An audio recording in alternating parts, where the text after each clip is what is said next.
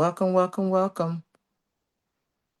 Greetings. I'm going to change the name. This is Dr. Truthbay. Greetings, Oh, hello, Dr. Rhonda. Truthbay. Okay. All right, we're Hello, asking Sister everyone to Rhonda. mute themselves for now. It looks like I have a delay. A share. Share to.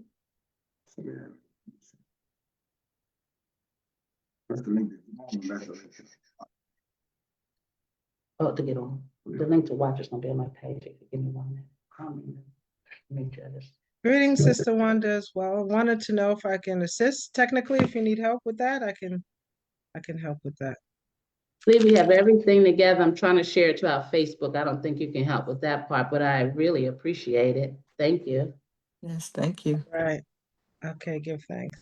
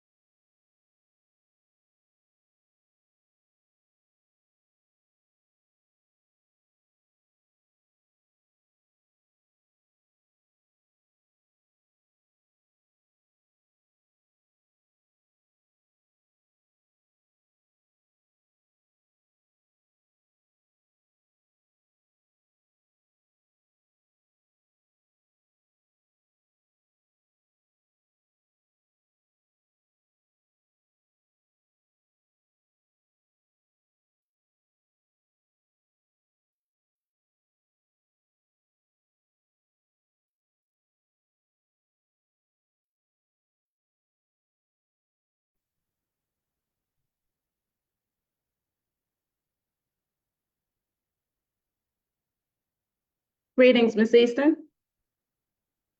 Yes, greetings, greetings. And good I to just wanted to Just wanted to make sure you can hear me okay, and make sure that you know that we are live. I will continue to share in the background. We are going to follow the program as discussed, Yes. and I believe that Pastor Bonner will open us up. Yes, absolutely. We have And that. so when Pastor Bonner arrives, we can get started. Welcome to our guests who have already arrived. I hope that you guys can hear and see us well. And thank you again for your attendance. Yes, thank you, everyone. Thank you. Yes.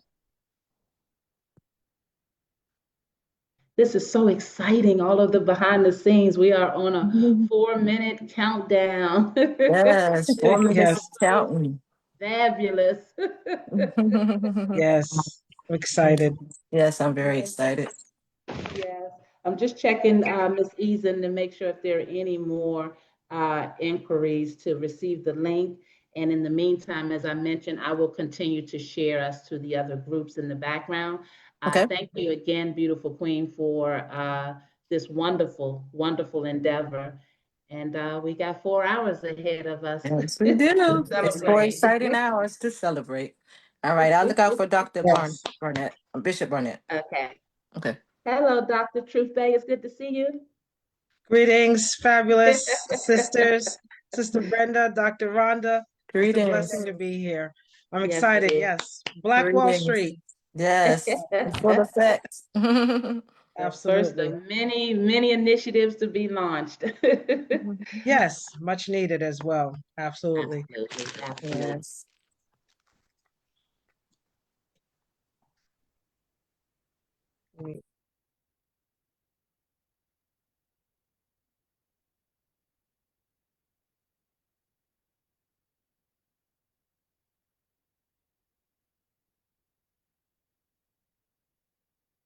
Welcome, welcome, Fred the Shield. Welcome to the launch of Black Wall Street DC, Operation Save DC. Thank you. Mm-hmm. Sir.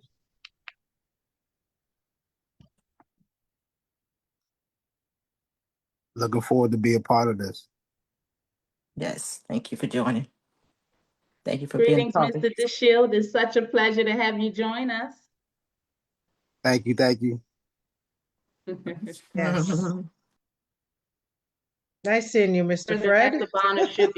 Pastor Bonner should be logging in now, and you can go ahead and get started, and I will mute Okay. myself. Thank you. Mhm. Thank you.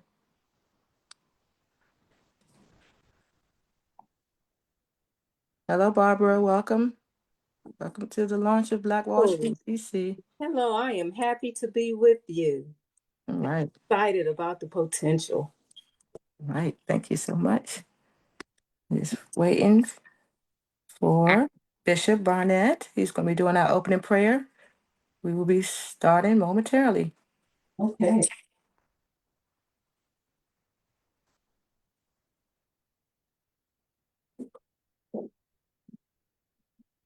I will need to leave shortly after my presentation, probably about 6:30 or so. Okay. I didn't see who that was speaking. Oh, Barbara, Okay. All right. Okay. Thank you, Barbara.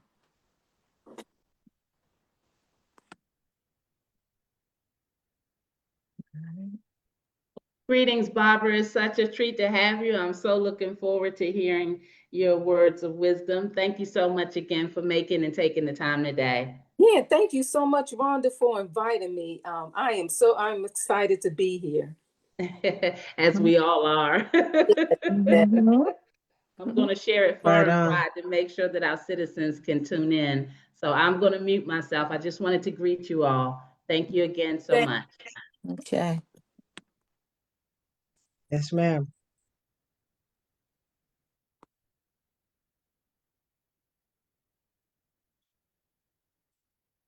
Hello, Hermela. Welcome to the launch of Black Wall Street DC, Operation Save DC. Be starting momentarily. Great. I see Pastor Bonner has made it. Welcome, welcome. And let's go ahead and get it All started. right, let's get Thank started. you. Again, welcome everyone to the launch of Black Wall Street DC, Operation Save DC. We will be starting with the opening prayer from Dr. Bonner.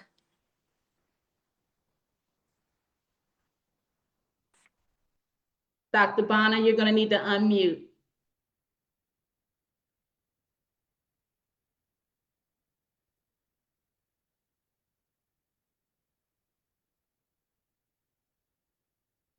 Dr. Bonner, you have to unmute yourself. Let me see if I can do it for you. There's to unmute.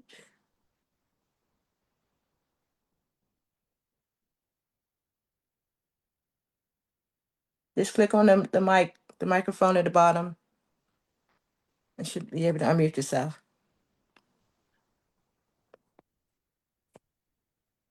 All right.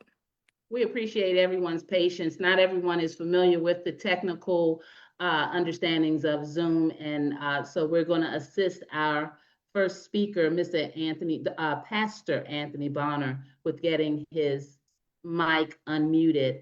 Pastor Bonner, if you can hear me, we have sent you a signal asking you to unmute.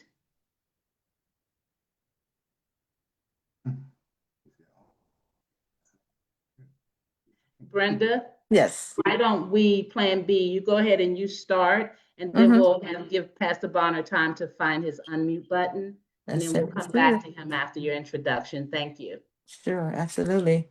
Absolutely. So I'm going to go ahead and do my welcoming address.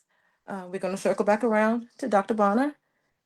Hello again, everyone, and welcome to the official launch celebration of Black Wall Street, DC, Operation Save DC.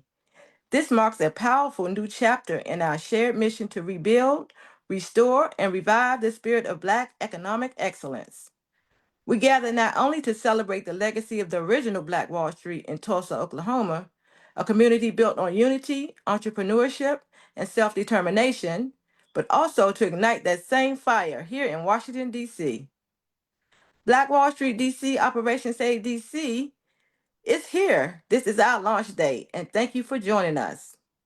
Black Wall Street was once a shining example of what happens when we invest in ourselves, when we circulate the dollar in our community, and when we lift one another up.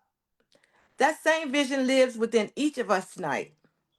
Operation Save DC is about empowering our people spiritually, economically, and collectively to create sustainable change, new opportunities, and generational wealth right here in our nation's capital.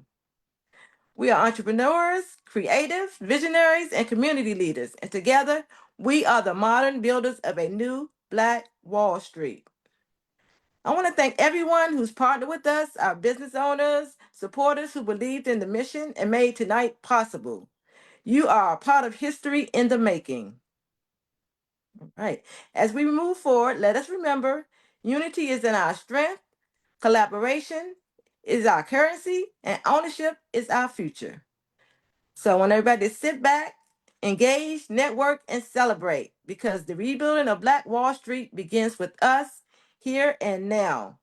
Welcome to Black Wall Street, DC, Operation Save DC. All right. I'm not sure how many of you have went to the website, but did you want to say something, Rhonda? I saw you 5-4. Okay. No. Okay. I don't know how many of you have went to the website, but make sure you go there so you get all the information about Black Wall Street, DC. That is at Rhonda Hamilton, the number 4, DC.com. And just click on Black Wall Street. And if you scroll down, you'll see everything about us, about the founder. Just to tell you a little bit about myself, I am Brenda Eason, a visionary, an entrepreneur, media executive, as well as a community leader dedicated to empowering Black excellence and economic growth. Black Wall Street DC, Operation Save DC, is a movement that I founded to help to focus on building sustainable Black wealth, empowering local communities, and fostering economic justice through collaboration, accountability, and integrity. I've been cultivating a network of ethically grounded businesses that serve with excellence, respect, and cultural responsibility, ensuring that prosperity is shared, opportunity is equitable, and dignity is never compromised. In addition to being the founder of the Black Business Owners Network, BBON is what we're better known as. It's a thriving community of over 70,000 entrepreneurs.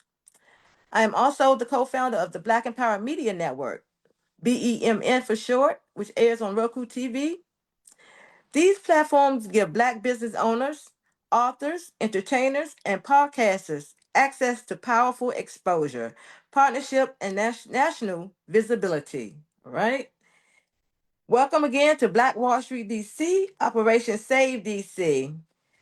Just to tell you a little bit about us, our purpose is Black Wall Street DC, Operation Save DC is a movement dedicated to building sustainable Black wealth, empowering local communities, and fostering economic justice through collaboration, accountability, and integrity.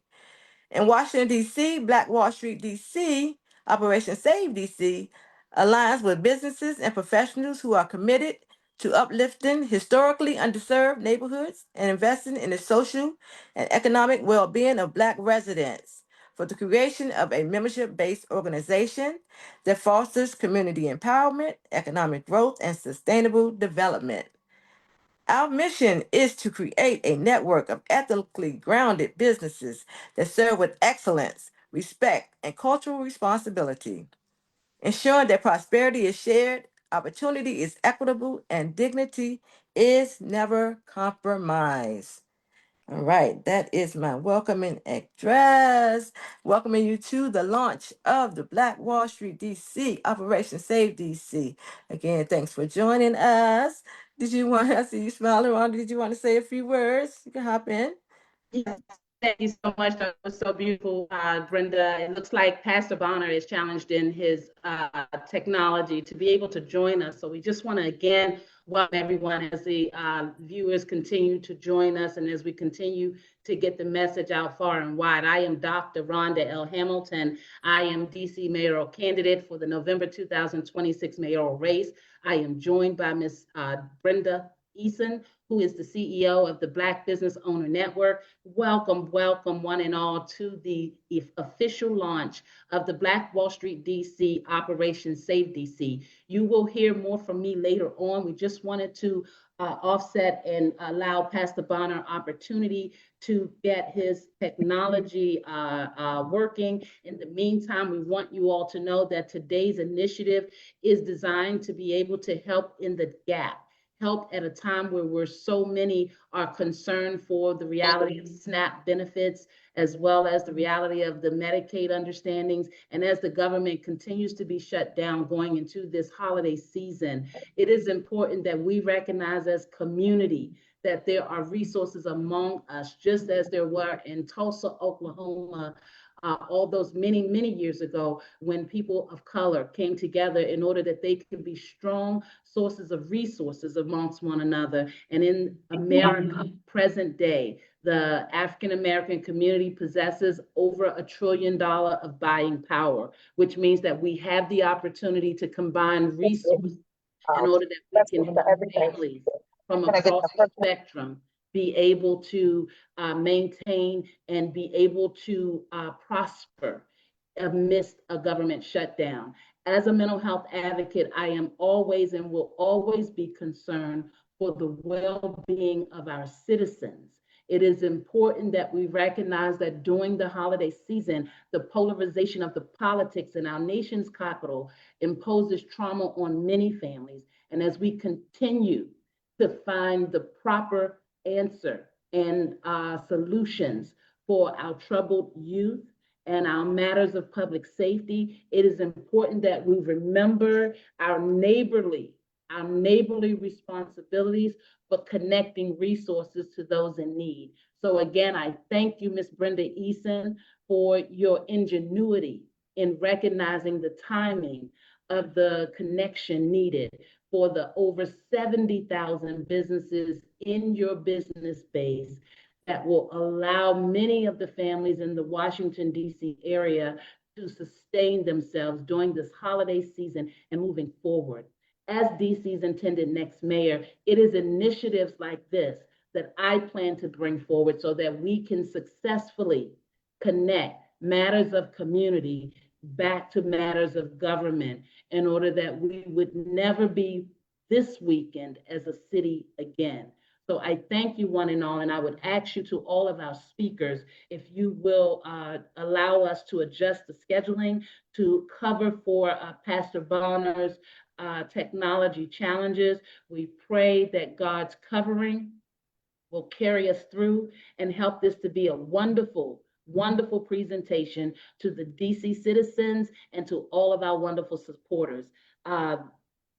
Dr. Troubet, I believe that you have the floor and I believe you have the sharing capabilities. If you would please start your presentation, we would greatly appreciate it. Thank you. Give thanks. And I first want to say again, host Brenda Eason for putting this Black Wall Street initiative, Operation Save DC. It's so necessary for us to really have a way to empower our people economically. And you have done such a brilliant job today as the launch. So greetings to all family far and wide who is joining us today virtually. And a shout out to co-host as well, Dr. Mayor, soon to be Mayor, Dr. Rhonda L. Hamilton, native Washingtonian who's literally boots on the ground every day. I am never so prouder to see someone run for office, but really is more about the people. And shout out to you and Brenda Eason for this platform today. I want to say blessings to everyone as well, families internationally and nationally. My name is Dr. Desire Critical Truth Bay. I'm a policy analyst for the 6th Region and Minister of Justice for the Panther Party. Today, to be sharing a platform and hoping and presenting the history of Tulsa, Black Wall Street. Where have it all started first and foremost? It's a good question. So the history of Tulsa, first and foremost, started in 1906. O.W. Gurley bought a plot of land, purchased about 40 acres, land north of the railroad tracks in Tulsa.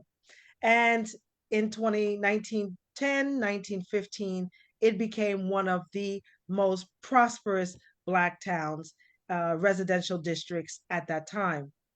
It included hotels, for example, the Gurley Hotel, named after the founder's namesake, banks, grocery stores, barbershops, doctors' offices, theaters, and nightclubs, which was not common find, especially in prospering Black neighborhoods, and churches and newspapers. Because of the prosperity, Greenwood was known as the Black Wall Street. And we can have some accounts. Booker T. Washington also called it the Negro Wall Street before it was evolved.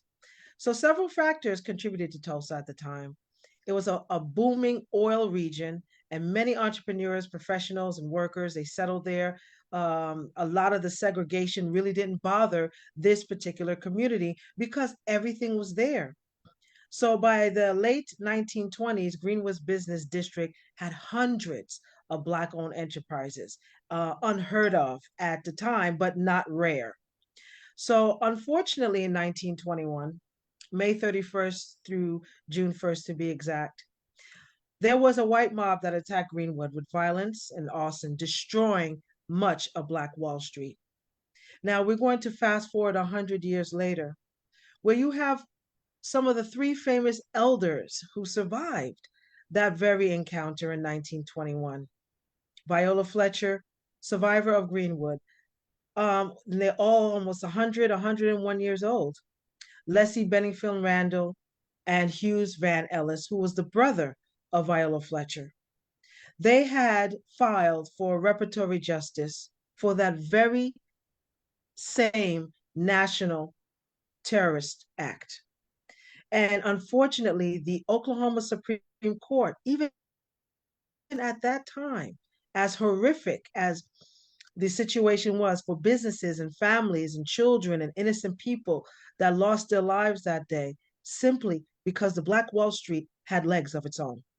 And so in 2023, the reparatory justice case for the Tulsa, Oklahoma survivors was thrown out. And so this is why, family, it's important that we understand legislation. Some of the presentation that I will present today is restitution through a resolution called House Resolution 194. HR 194 was created in 2008 by Senator Stephen Cohen, and this was the apology for chattel slavery.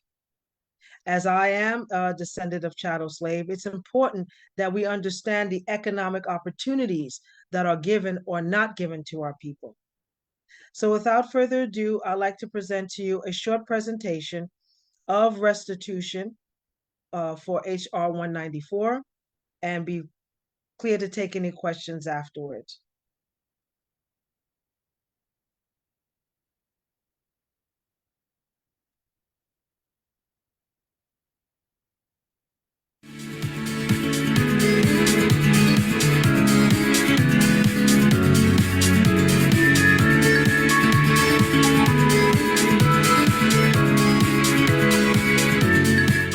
Greetings, beloved. I am grateful to be here with you today. My name is Dr. Critical Truth Bay Desire. I am a policy analyst for the 6th region, and it's an honor to present to you a restitution. I first want to say thank you to each and every single one of you who join us here today.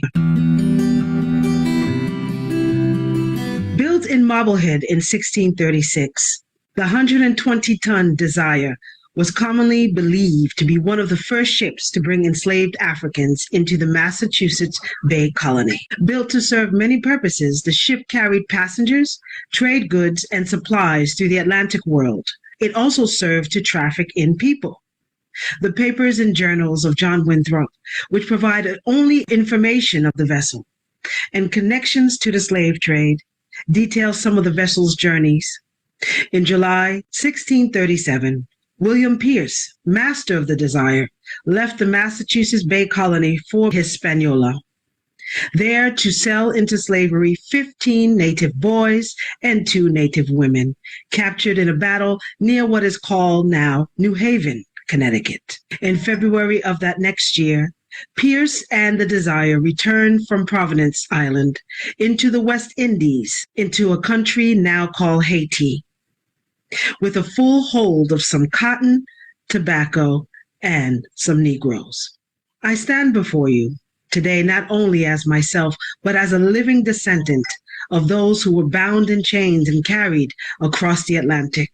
Good ship Desire, bear my family name. My ancestors arrived on these shores in the U.S., aboard the good ship Desire in 1636, under the command of William Pierce, landing in Boston. They did not come to seek opportunity, nor did they come freely. They were bought here as chattel slaves. My family voices were silenced, their names were stripped. My ancestors' humanity was denied. Yet our resilience has carried forward through the centuries, and it is by my ancestors' unbreakable spirit that I am able to stand before you today.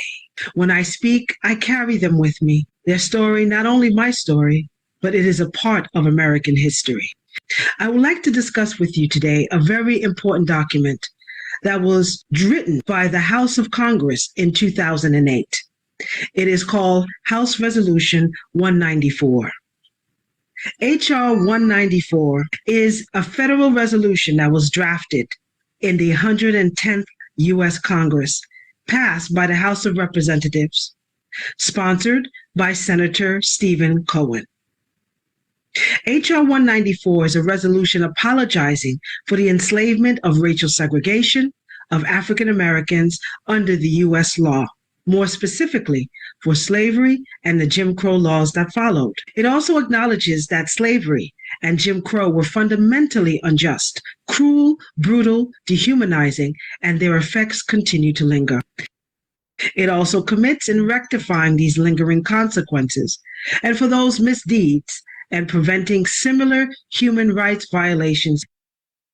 And it is before you today that I have the honor to read House Resolution 194, to not also remind us of this federally important document, but to also attach restitution and the corresponding Haitian resolution, H.R. 1804, will both be presented in Congress 120.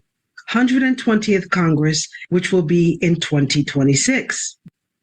Both resolutions recognize not only the moral obligation, but also the legislative responsibility. The amendments put forth total $5 million per descendant of chattel slave. a figure not arbitrary but emblematic, intended to reflect the seriousness of debt owed and the magnitude of repair required. House Resolution 194. In the House of Representatives, U.S., July 29th, author Stephen Cohen. Each of these lines represent a amends mandate figure of a $sign of cash payments that is owed to each descendant of chattel slave. Whereas millions of Africans and their descendants were enslaved in the United States and in the 13th colonies from 1619 to 1865. Price tag, $300,000. Whereas slavery in America resembled no other form of involuntary servitude known in history, as Africans were captured and sold at auction like inanimate objects or animals. Price tag, $300,000.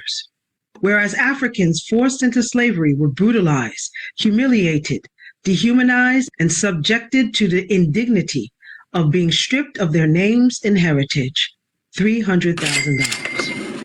Whereas enslaved families were torn apart after having been sold separately from one another, $300,000. Whereas a system of slavery and visceral racism against persons of African descent, upon which it depended upon, become entrenched in the nation's social fabric. Price tag, $300,000. Whereas slavery was not officially abolished until the passage of the 13th Amendment to the United States Constitution in 1865, after the end of the Civil War. Price tag, $300,000. Whereas after the emancipation from 246 plus years of chattel slavery, African Americans soon saw the fleeting political, social, and economic gains they made during Reconstruction eviscerated by virulent racism, lynchings. Family in Mississippi is now begging for answers after their 21-year-old was found dead hanging from a tree at Delta State University. Campus police say the body of 21-year-old Trey Reed, a black student, was discovered by staff members on Monday morning. So what we're seeing right now is that they're claiming that there has been a lack of direct communication from law enforcement, from the university to the family on the day this incident was discovered. Family does not know exactly what happened on September the 15th of 2025. We are seeking answers. The family of Trey Reed has not even received a phone call. Students on Delta State University's campus react to Cleveland Police Department's ruling of Trey Reed's death. I don't have much of an opinion on the autopsy. I'd like to think that they aren't lying, but considering the history of Mississippi, it's hard to be sure. Lynchings, disenfranchisement, black codes, and racial segregation laws. I will. I have it. Let's see what I'm on. Oh, yeah. Oh, my God. Fuck up. Okay. Down. My fault. Oh, my God.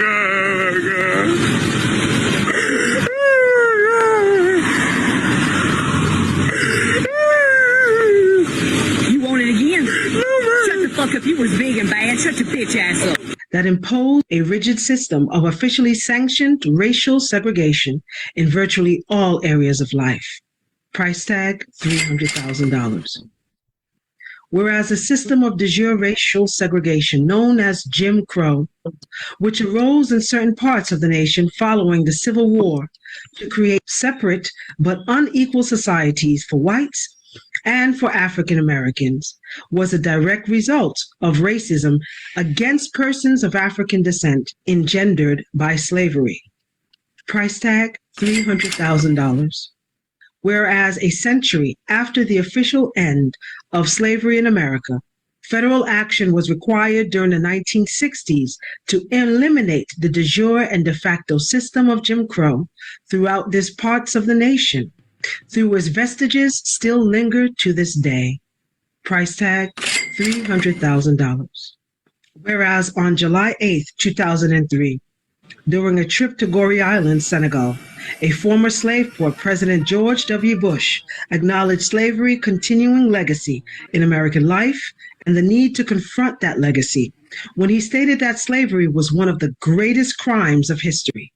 The racial bigotry fed by slavery did not end with slavery or with segregation. And many of the issues that still trouble America have roots in the bitter experience of other times. But however long the journey, our destiny is set, liberty and justice for all. Price tag, $300,000. Whereas President Bill Clinton also acknowledged the deep-seated problems caused by the continuing legacy of racism against African Americans that began with slavery when he initiated a national dialogue about race. Price tag, $300,000.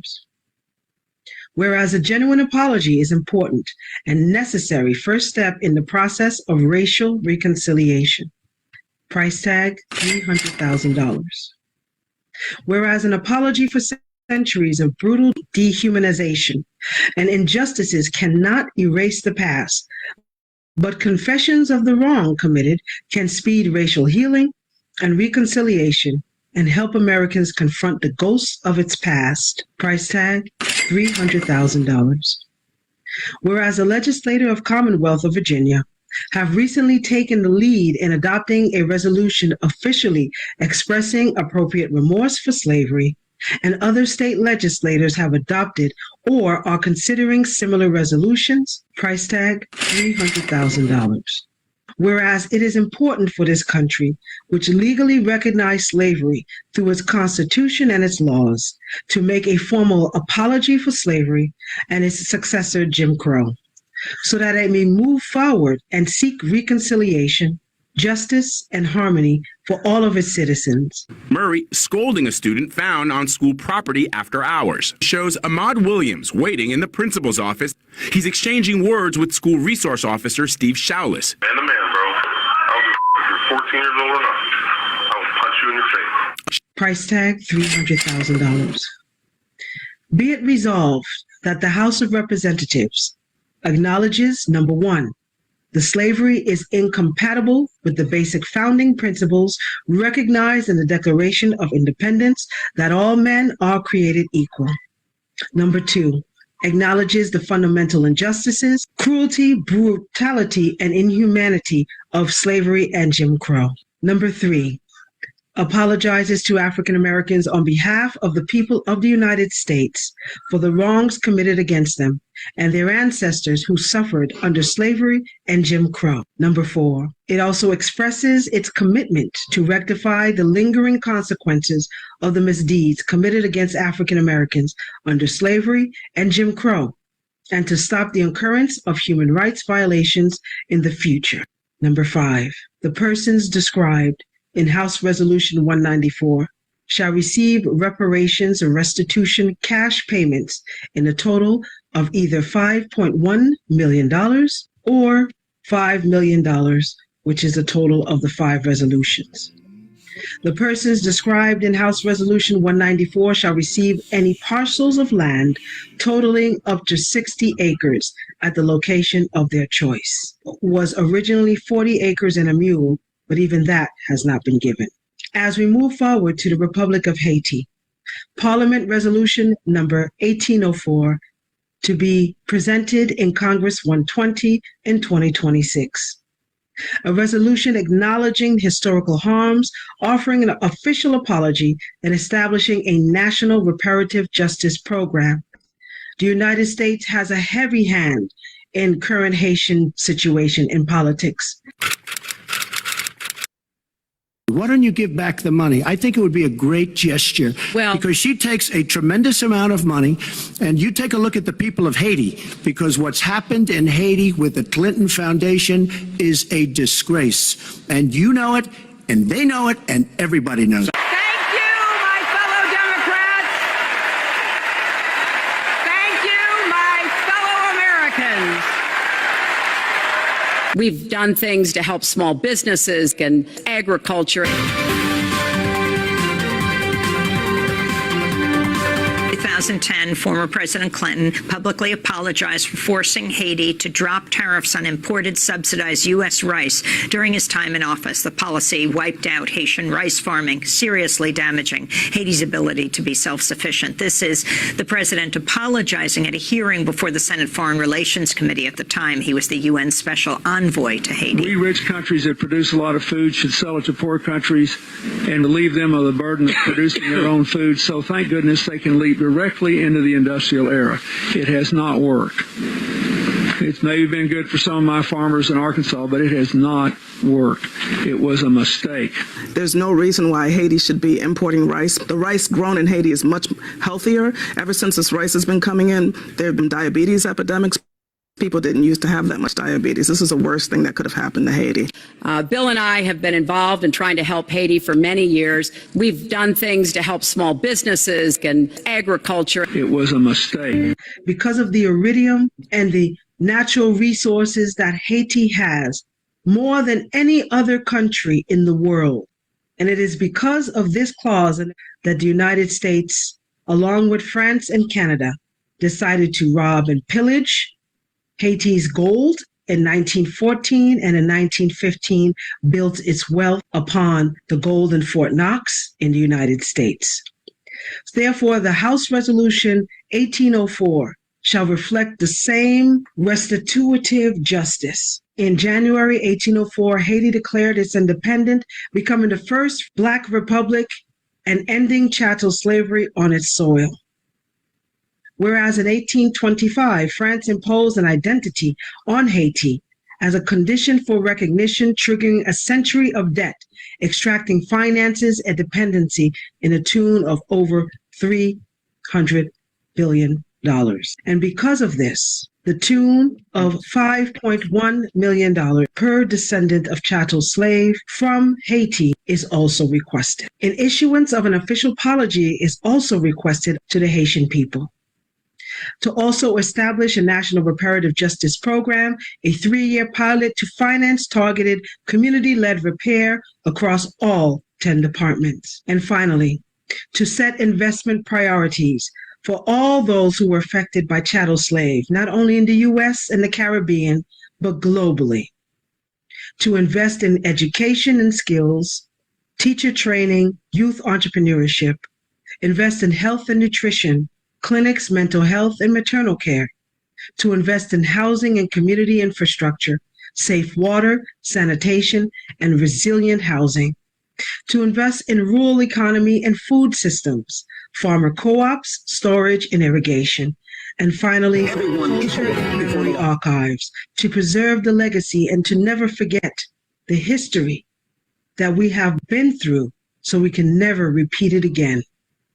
And this concludes our restitution presentation on how amends is needed in coinciding with this very important apology that has been federally documented.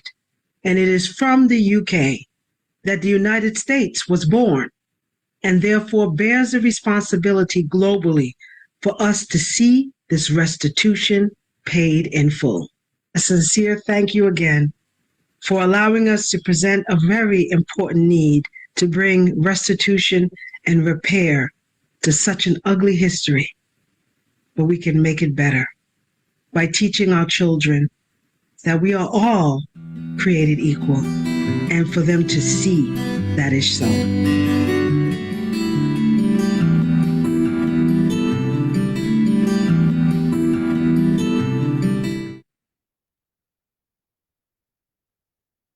Thank you so much, Dr. Truth Bay, for that Black History moment.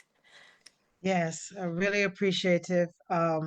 In closing, I want to sincerely thank you for allowing us to teach real history of what's been happening. The bill in its entirety has been read before you, so I know it's a little daunting, but take a time, family, to research House Resolution 194 and all of that was done concerning economic starvation for our people has already been documented. It is up to us to educate our children to make sure that economic justice for us to rebuild the Black Wall Street is also to remember that we are owed a debt and to do it professionally and to do it through education, but to do it with the power of the pen, not the sword. And I give thanks. Again, my name is Dr. Critical Truth Bay, policy analyst for the 6th region, and it's been a pleasure being with you today. Thank you. Thank you. Thank you. All right, up next, we have the public address, A Call to Action in the Nation's Capital by Ambassador Sheikh Imam Akbar of the Black Panther Movement.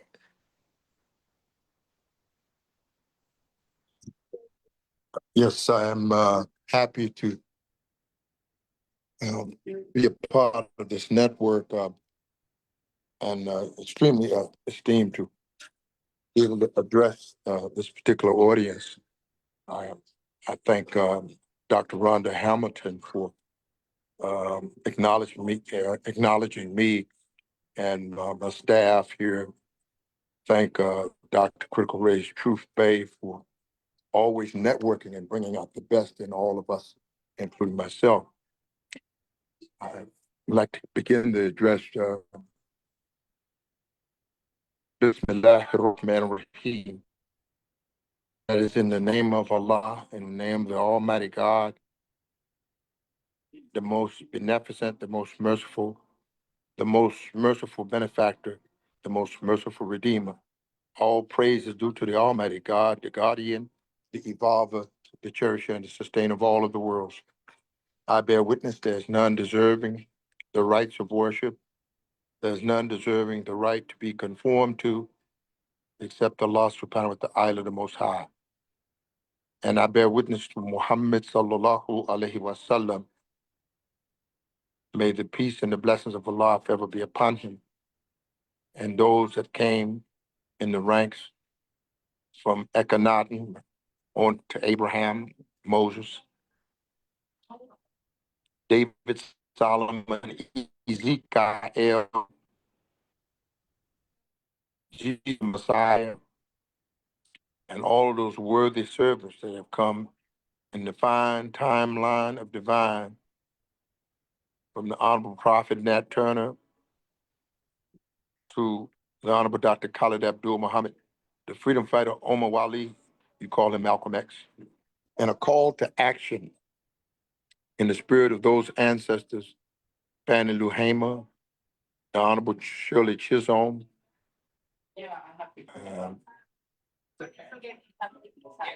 our beloved sister Barbara Jordan, forerunners, the Honorable Sheila Jackson Lee, may peace be upon her, recently passed, a freedom fighter.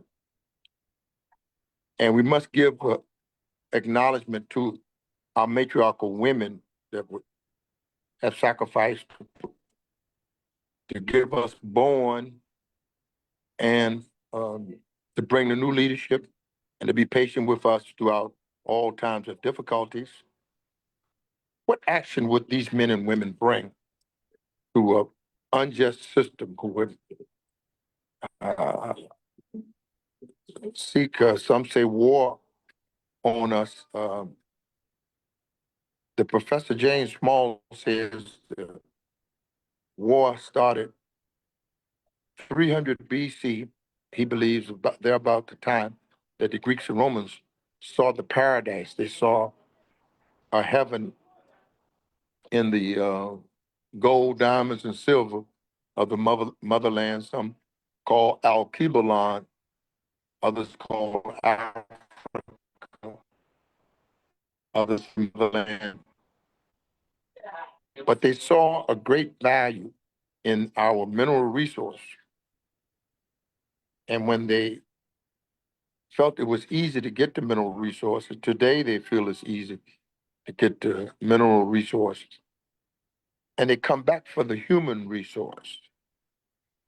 There's something inordinate about the relationships between blacks and whites on the planet, and something very inordinate about the relationship that we have in America. The Corporation of America, it's never been a country because it's only a few years that this Supreme Court's been here, only a few years of Constitution. Others are talking about dynasties of years and years. before America was here, and then many, many, many more years than a place called America has been in existence. And then only through the taking of the land of the Cherokee, of which is my land. And even Donald Trump, some call him Donald Duck Trump, he ducks the truth all the time. But he said, we built this land, we built this capital, we built, Michelle Obama alludes to the fact, we built the white supremacy house, or the White House. And white globalization, white male globalization is a problem. Now, we must do things differently. The call to action in Washington, meaning we have made an effort to circumvent the Supreme Court, to bring a people's, we feel there needs to be a people's court. That's action in Washington. You get 50 million black people fired up and come to Washington and say you want a people's court to override the Supreme Court, doesn't always bring justice. And a people's court would remedy the situation by being able to challenge the decisions coming out of the Supreme Court, coming out of the Capitol, coming out of the Senate and the Congress. The House and Senate have made many decisions. We are disgusted with those decisions.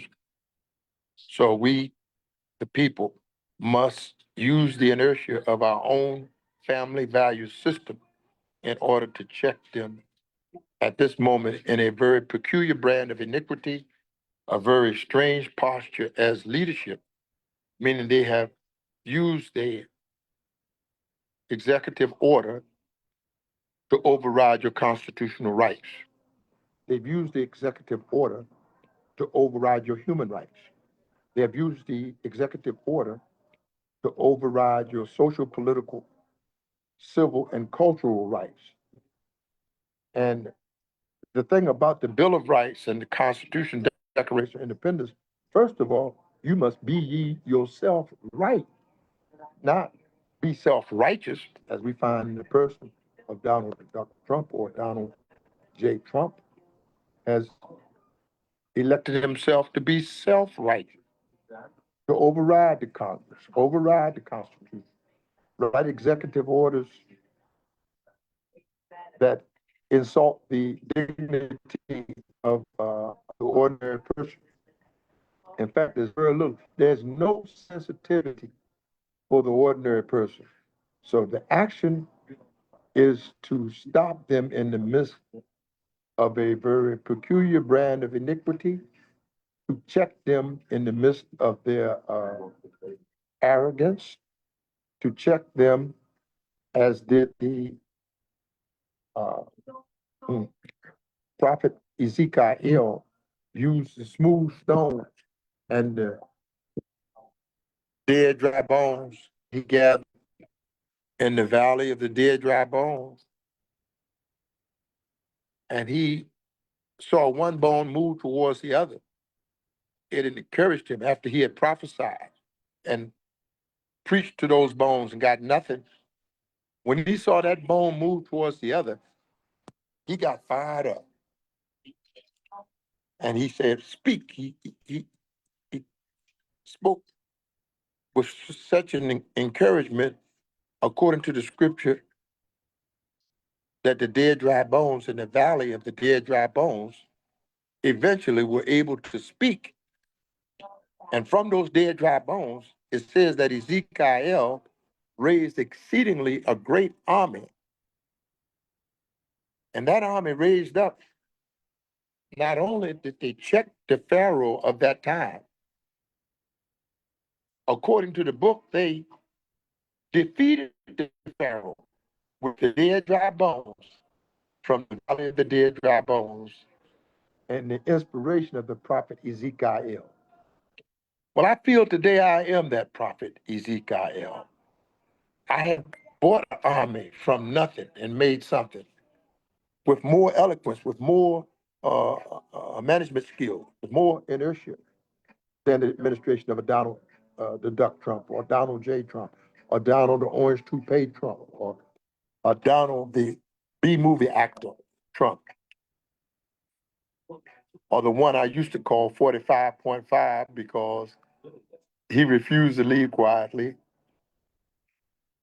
and now he's generation. See, people think it's an embarrassment.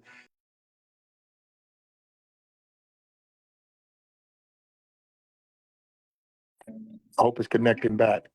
Yes, it is. The Antichrist is not a growth. It's not a growth when you see more people joining that brand of Kool-Aid, grape Kool-Aid, or grapefruit Kool-Aid drinking people. That's a degeneration. That's a step back. That's not a step forward, even though they seem to have wealth and things are going on for them. But we know it's a degeneration because it's an insult to the common, ordinary person.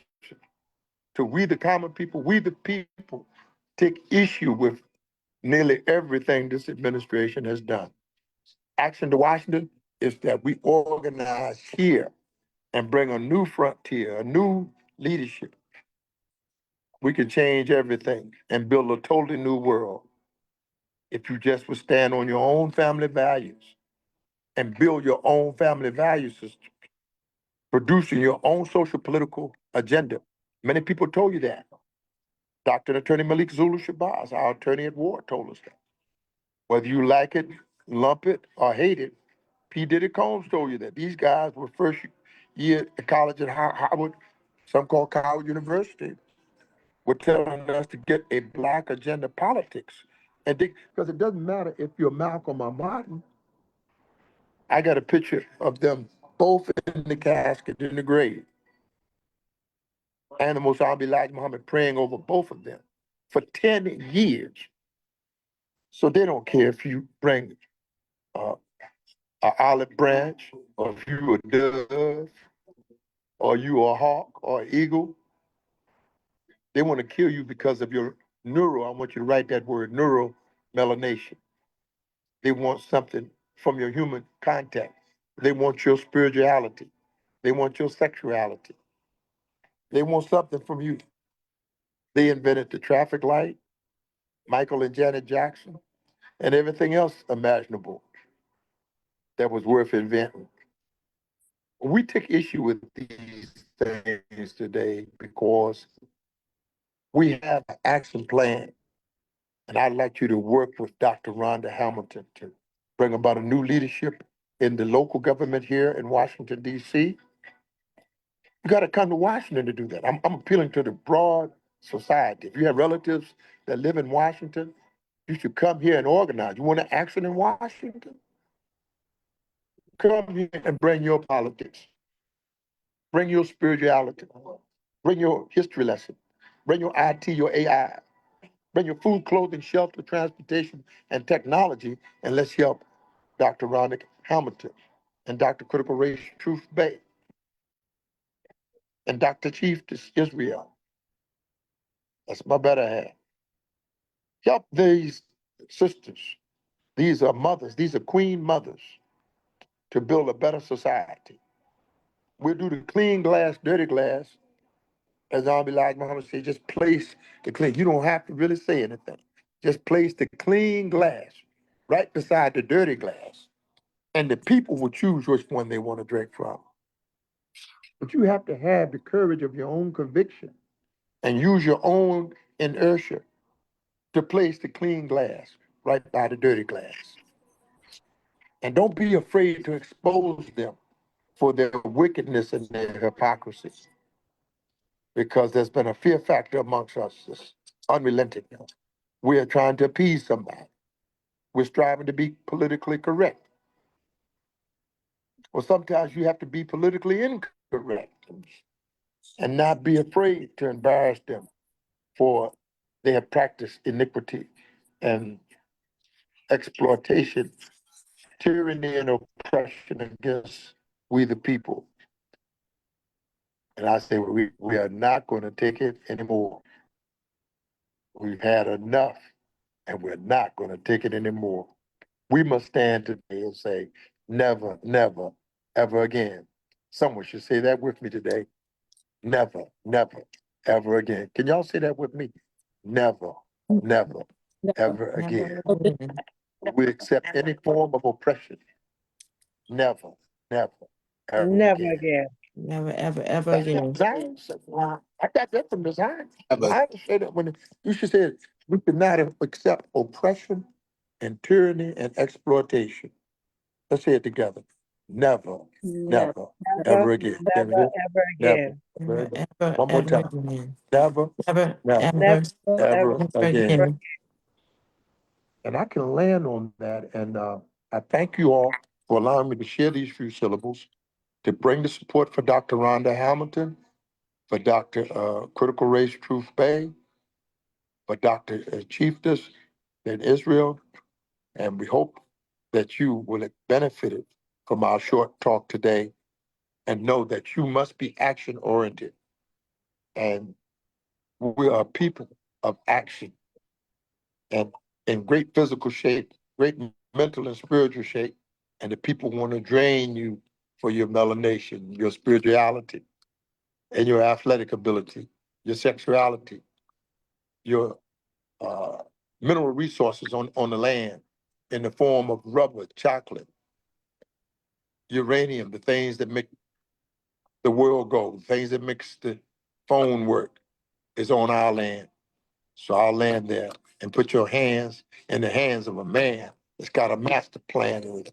Not only his mind, but a master plan in his hand, and bring the natural relationship back to our society. Thank you, and we greet you, dear beloved brothers and sisters, with greeting words of peace as we came before you. Peace be unto you. Assalamu alaikum, and power to we the people. Wassalamualaikum assalam. Power to the people. Thanks so much. Right. All right. Thank you so much, Ambassador Sheikh Imam Akbar, for that call to action, that powerful call to action.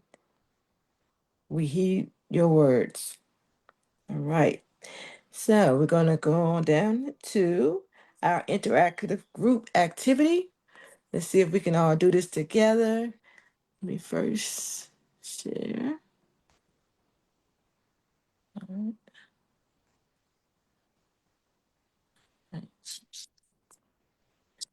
Okay, so if everyone would unmute themselves, we're going to sing together. Lift every voice and sing. All right, everyone unmute yourself. Ready? Here we go.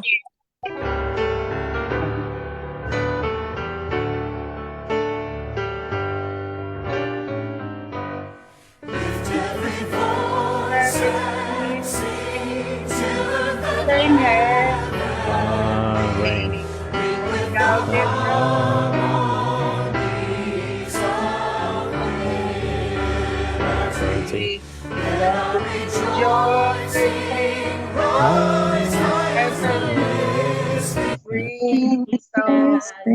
Let us march Preach on on. till Victory is won. There you go. Power to the people. All right. Oh, she ready for Brenda, I didn't do Yes. the whole song. Hey, isn't that video longer than that? It's longer than that. Of course, someone tried to call me. Well, let's do this. You ready? Let's keep going. Yes. Just keep going. Let's go.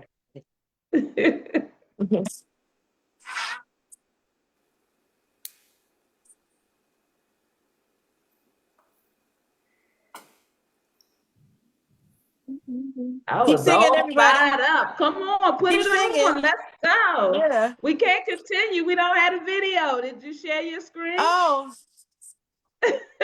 Oh, my stars. I'm over there singing by myself. We You all found out. fired up. Come on, All right. everybody. Keep that energy and welcome Yes. again to the launch Yes. of the Black Wall Street DC Yes. Operation Save DC. Yes. That's right. Let's go. That was a warm up. This one's That was, for there you real. go. All right, guys, let's try it again. Here we go. I hear you.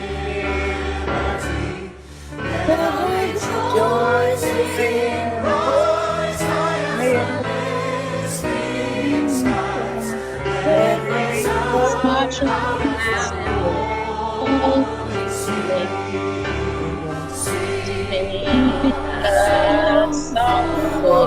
nations that thou hast installed. Sing a song full of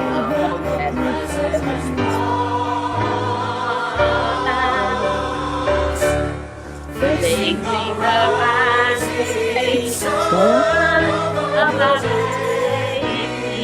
We done. Till victory is won. Long the road we trod, the chase we run, the days and I help with the day, and when I win, the things without him, and I am over me that was in the water, and running out past the blood of the storm. Out from the gate and fill down the land with the lightning of our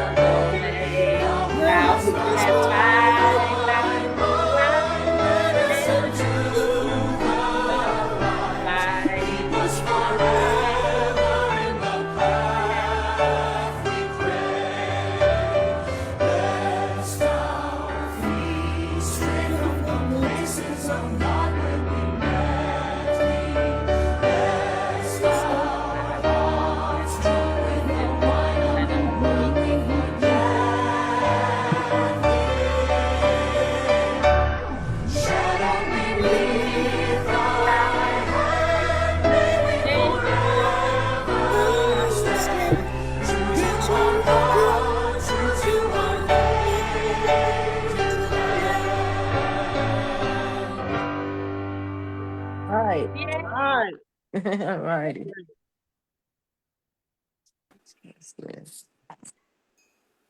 All right. Okay. So that was wonderful, guys. Thanks for your participation. All right. Up next, we have What is Black Liberation? From Sister Nia 2X, the voice of the people. Are you there, Sister Nia 2X?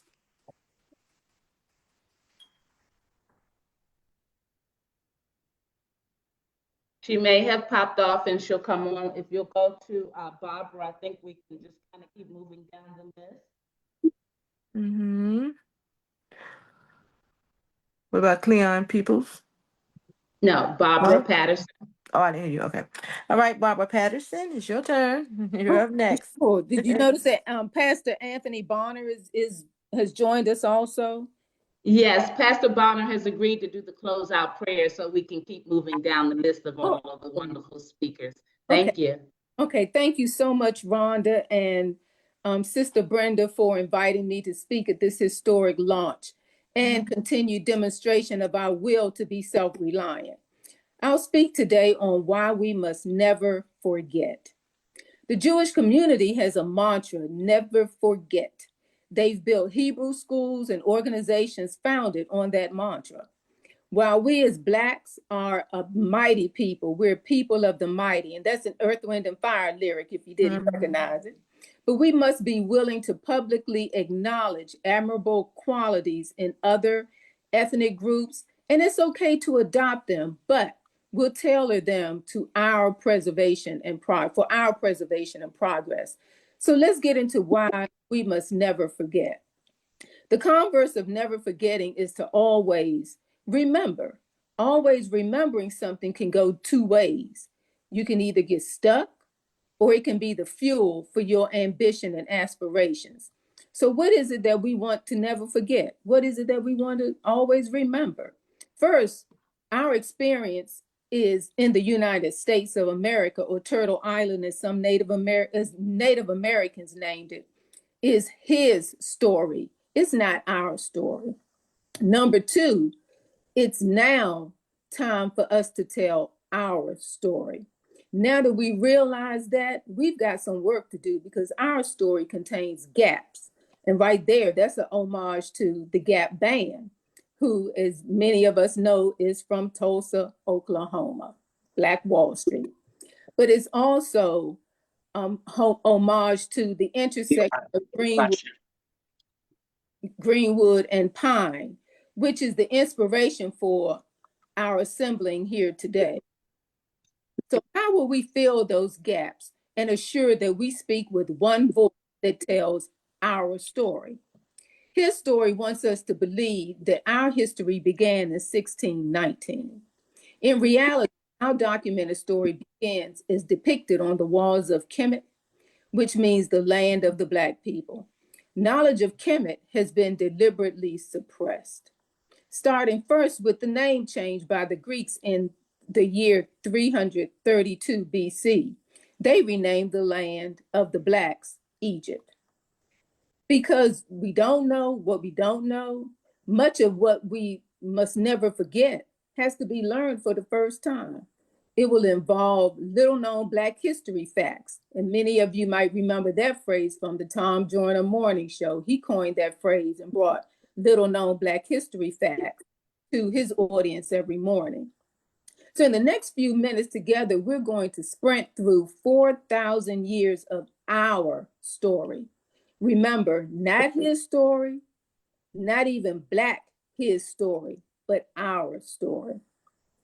Today in the land of the Black people, Kemet, stands the Great Pyramid of Khufu, dating back 4,000 BC. That massive 48-story stone building is constructed with over 4 million stones, with each weighing 2.5 tons. Now let that just sink in. I don't know of any structure in this 350-year-old country that has withstood time like that without renovation. Now we did that 4,000 years ago. We did that. That's us. The Great Pyramids are a testament to who we are, the developers of agriculture, law, government, mathematics, astronomy. Just reflect on that. 4,000 years. Government policy was in place that directed waters from the Nile to irrigate nearby farmlands and provide clean water to its residents in nearby cities. That's civilization. Think about it. Have you heard of U.S. citizens named Memphis? How about Memphis, Tennessee, Cairo, Illinois, Egypt, Arkansas, Egypt, Georgia, Egypt, West Virginia, and several other cities named Egypt right here in the United States. And yes, there's even a Palestine that has been repurposed, repronounced now as Palestine. But let's reflect on a minute on the architecture too, especially in Washington, D.C. The founders built structures in which every window, door, statue was deliberately placed in addition to its monuments, such as Malcolm X Park. They were all built as shrines to Kemet. Now we must ask ourselves, why would the founders hide our story in plain sight? Did they know the power of those symbols? I think they did. I think they knew the power of those symbols could fuel the power of a people for self-liberation. Just imagine knowing that our ancestors built those original structures. So when we hear the names Plato, Socrates, Napoleon, let's bury those false narratives and replace them with Imhotep, a physician, Hannibal, a Moor and military strategist, Akhenaten, a pharaoh who established monotheism. That's us. Once again, that's us, y'all. Let's leap to the horrors now of being dumped on Turtle Island, to an experience that some politicians, like Bill Carson, I must say, who insultingly said that we arrived here as immigrants. No, we didn't. And even in textbooks today, some textbooks attempt to describe us not as slaves, but as workers. Imagine that, applying for a job, getting accepted or employed, and then agreeing to work for no wages, for free. No, we're not workers, or we were not workers when we were brought here. No, kidnapped and brought here. His story indoctrinated us with tales about so-called failed uprisings. And every February, we hear names like George Washington Carver, Phyllis Wheatley, Harriet Tubman, Benjamin Banneker. And, don't misunderstand me. In no way do I want to minimize their courage and their accomplishments. But what I will say is his story wants us to believe that our story begins with them. And thanks to the brilliance of Nicole Hannah Jones's 1619 Project, we know better. Her work brought light to little-known U.S. history facts about many business owners and developers. Like yourselves, we were not all imprisoned on plantations, tortured out of our potential. So check out the 1619 Project if you're unfamiliar with it. And again, we must never forget that by 1619, our history, our story, not history, our story was already 3,500 years strong. Now, as for the free labor, I'm sure many of you here agree with me. Yes, we're owed reparations. We demand reparations. We'll work towards reparations, but we're not going to just sit and wait for reparations. We're doing the work now. 3 other notables that I want to briefly mention in our story as I move on. The first one is Josephine Baker. Now, she, like James Baldwin and Paul Robeson, were maligned, disrespected by our federal government, but they had the financial means to relocate overseas. That option is not available to 99.9% of us. We don't have that option. So that's why we need Black Wall Street, DC. Now back to Josephine. She was more than just a dancer. She was a spy for the French against the Nazis in World War II. She smuggled messages in her sheet music. She was appointed a French Air Force lieutenant and was awarded 2 of France's highest military honors. She also adopted 12 children from around the world. Now, it wouldn't surprise me to learn that Angelina Jolie and Madonna already knew this history when they began to do something similar, but they adopted exclusively African children. I didn't know about this part of Josephine Baker's story, so I included her here just to highlight how his story suppresses our story. The second person I want to mention is one whom you as entrepreneurs are likely already familiar, and that's Reginald Lewis. He was a business titan from Baltimore who in the late 1980s acquired Beatrice Foods International. Now, if you're unfamiliar with Beatrice Foods or that company's holdings, raise your hand if you love Krispy Kreme donuts. Raise your hand if you love Swiss Miss hot chocolate. Those are just 2 of the brands under the Beatrice Foods holding. Within 5 years of that acquisition, the company amassed annual revenue of $1 billion. And that was historic because it was the first time a company amassed that type of revenue under the leadership of a brother, of a Black man. However, the trajectory of Mr. Lewis's vision was tragically short-lived when he died in 1993. And within 6 years, his wife had liquidated the company. But different from that tragic end, I know that what we're establishing here with Black Wall Street DC is not only establishing businesses that provide services to our community, but you no doubt are establishing or simultaneously building legacies for your loved ones, enduring legacies. Now, I'm just going to say something that may be a little political, and that is, as you build your legacy, I caution you to steer clear of gold-plated toilets and ballrooms and monuments in your image. I'm just saying. Now I begin to wrap up my presentation or my remarks with a quote from Abraham Lincoln.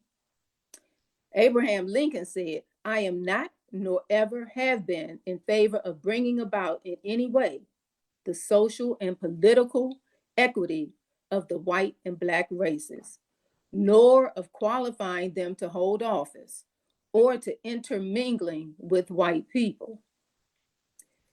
And inasmuch as they cannot so live, while they do remain together, there must be the position of superior. I am as much as any other man in favor of having the superior position assigned to white people." Now, what does this seemingly random quote that I've interjected here have to do with today's topic?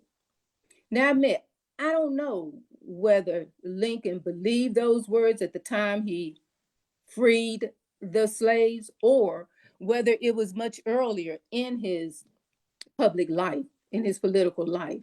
But what I do know is that the United States has demonstrated every day to this day that it believes those words to be true. In 1921, Black Wall Street was at its prime, and it wasn't about segregating ourselves, it was about pulling ourselves up by our bootstraps, leveraging our resources, knowledge, and kuchachagalia, or self-determination. We were about our business and about our businesses.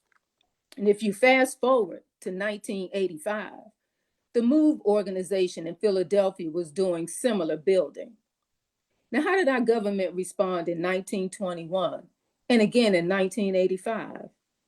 It responded by dropping bombs on both those illustrious examples of Black self-reliance.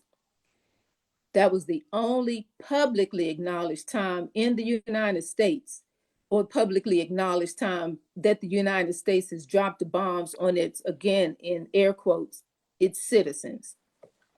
So to the naysayers who ask, why create a Black Wall Street DC then? The government's just going to destroy it. I'm commending everyone, all of you, all of us on this Zoom or in this Zoom event for not listening to those defeatist attitudes. We're not going to win everybody. We're not going to win over everybody. But our steps today mark the beginning of a legacy. First, because Black Wall Street DC is already stronger because you're organizing and you're organized. You've agreed to speak with one voice for economic empowerment and community development. And second, because we're learning the lessons from our ancestors dating back 4,000 years BC. And we're also absorbing the lessons learned from those who did, who do, and will continue to endanger us. As Black Wall Street DC builds its businesses, we must always set aside time to build on our knowledge of self. And with this computer in our hands, our story is at our fingertips, 4,000 years strong. The difference today is that we know better, we'll do better, and we will never forget our history. Thank you once again, Rhonda and Brenda, and all of those organizing this event for allowing me to speak today. Thank you. Wow, that was beautiful. Thank you. I love that. I love that. Yes. Like you said, we are organizing. That's how it's going to happen. Thank you so much. All right. Next, we will have a musical selection by Perry Red. He's an artist, activist, and entrepreneur. All right, Perry. Yes. Good evening to all of my people, my people, my people. So on this Black Wall Street celebration following Barbara Patterson, which is very hard to do, I want to share with you a song that I wrote, released it's a self-titled, the title track from the album Never Been Rich. Some of you may or may not know I'm a longtime singer-songwriter. Right now on the market, anywhere you buy your music, I've got 21 albums out there. So it's a lot of music, but I've been writing for a long time, well over 3,000 compositions. I'm a ASCAP licensed writer. And so Never Been Rich was written specifically to give voice to the great inequality in the United States, the economic inequality in the United States. The album has 12 tracks on it. And so I address everything from race to voting to LGBTQ issues. And even I got a track on it called "A Problem in DC." And so some of you may know, and if you don't, Rhonda Hamilton, Dr. Hamilton is running for mayor. And I was speaking about issues that Dr. Hamilton's addressing a decade later. So this track is called Never Been Rich. Rhonda, if you will. Our apologies, you have screen share capabilities, and thank you for the wonderful word. Okay, all right. I should have been more prepared, right? Okay, well, in that case, let me let's see, we'll share my screen. But I do want to just tell folks that we have a new album out. You might see from my shirt. This is one of the bands that I work with, Perry Red and the S7 Band. We have a new album out called Active Abolition. I got so many songs I forget. But Active Abolition. So being able to build an app with your name on it just by thinking about goodness. Beat Base 44. Forgive me. That's YouTube doing what they do. Really loud. Let me share my screen then. So here we go. And yep, that's it right there. Pause right there. So let me see, share screen. There it is.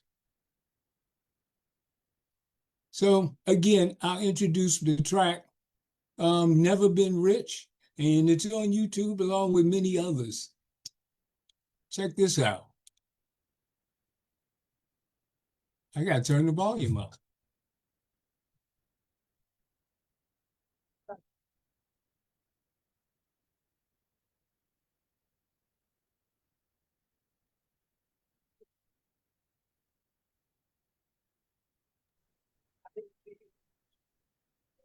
They were unable to hear it.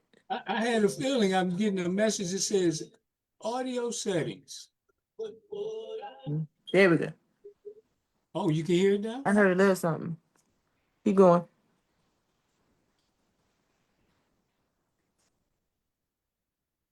No, I don't hear it. Is anyone? We're having trouble with your audio, Perry. Yeah. I guess I am. And we thank our audience for your patience. This is a wonderful, wonderful launch event, and we have several wonderful speakers coming up. Our next speaker will be Sister Nia 2X, Nia 2X Radio. So please stay tuned as Mr. Red gets his volume adjusted.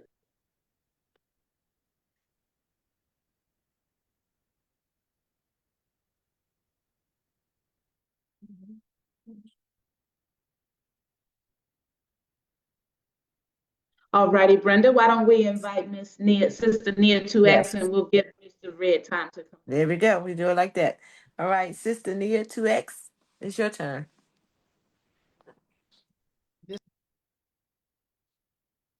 Yes, she's going to be speaking on what is Black liberation, and she's of the voice of the people. Sister Nia 2X. Bismillahirrahmanirrahim, meaning in the name of Allah, the beneficent, the most merciful. I want to thank you all, Sister.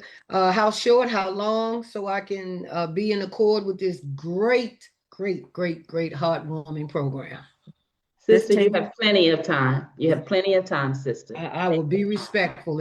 I'm so full, but you know, I'm really full because of what I'm witnessing. Back in the 70s, I returned to DC. I'm from DC, left to go into the military because I came out of Eastern High School and there were no jobs.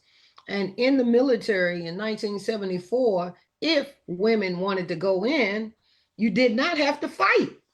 You didn't have to, if Vietnam War was going on, but you didn't have to go fight in 1974 in October when I went in. A year later, they changed it. They came back, all of us that didn't have to qualify with the M16, we had to in 75. But I'm saying all that to say I been so blessed to have been influenced by people like, at that time, Stokely Carmichael, and of course we know his name is Kwame Ture, when Allah called him, God called him back, and many, many, many others. And the point I'm striving to make, can y'all hear me? I see you speaking, Rhonda. Oh, you're not speaking to me. Okay. The point I'm striving to make is what I'm witnessing is you young people, the generation behind me, y'all, the brothers and sisters behind me, even my contemporaries. This is a new day. This is the right day. A program like this is what shaped me coming out of the 60s into the 70s. I only stayed in the military 3 years. They say they couldn't deal with me. Asked me to get out. And I said, I'll be glad to get out, but you're going to give me my honorable discharge.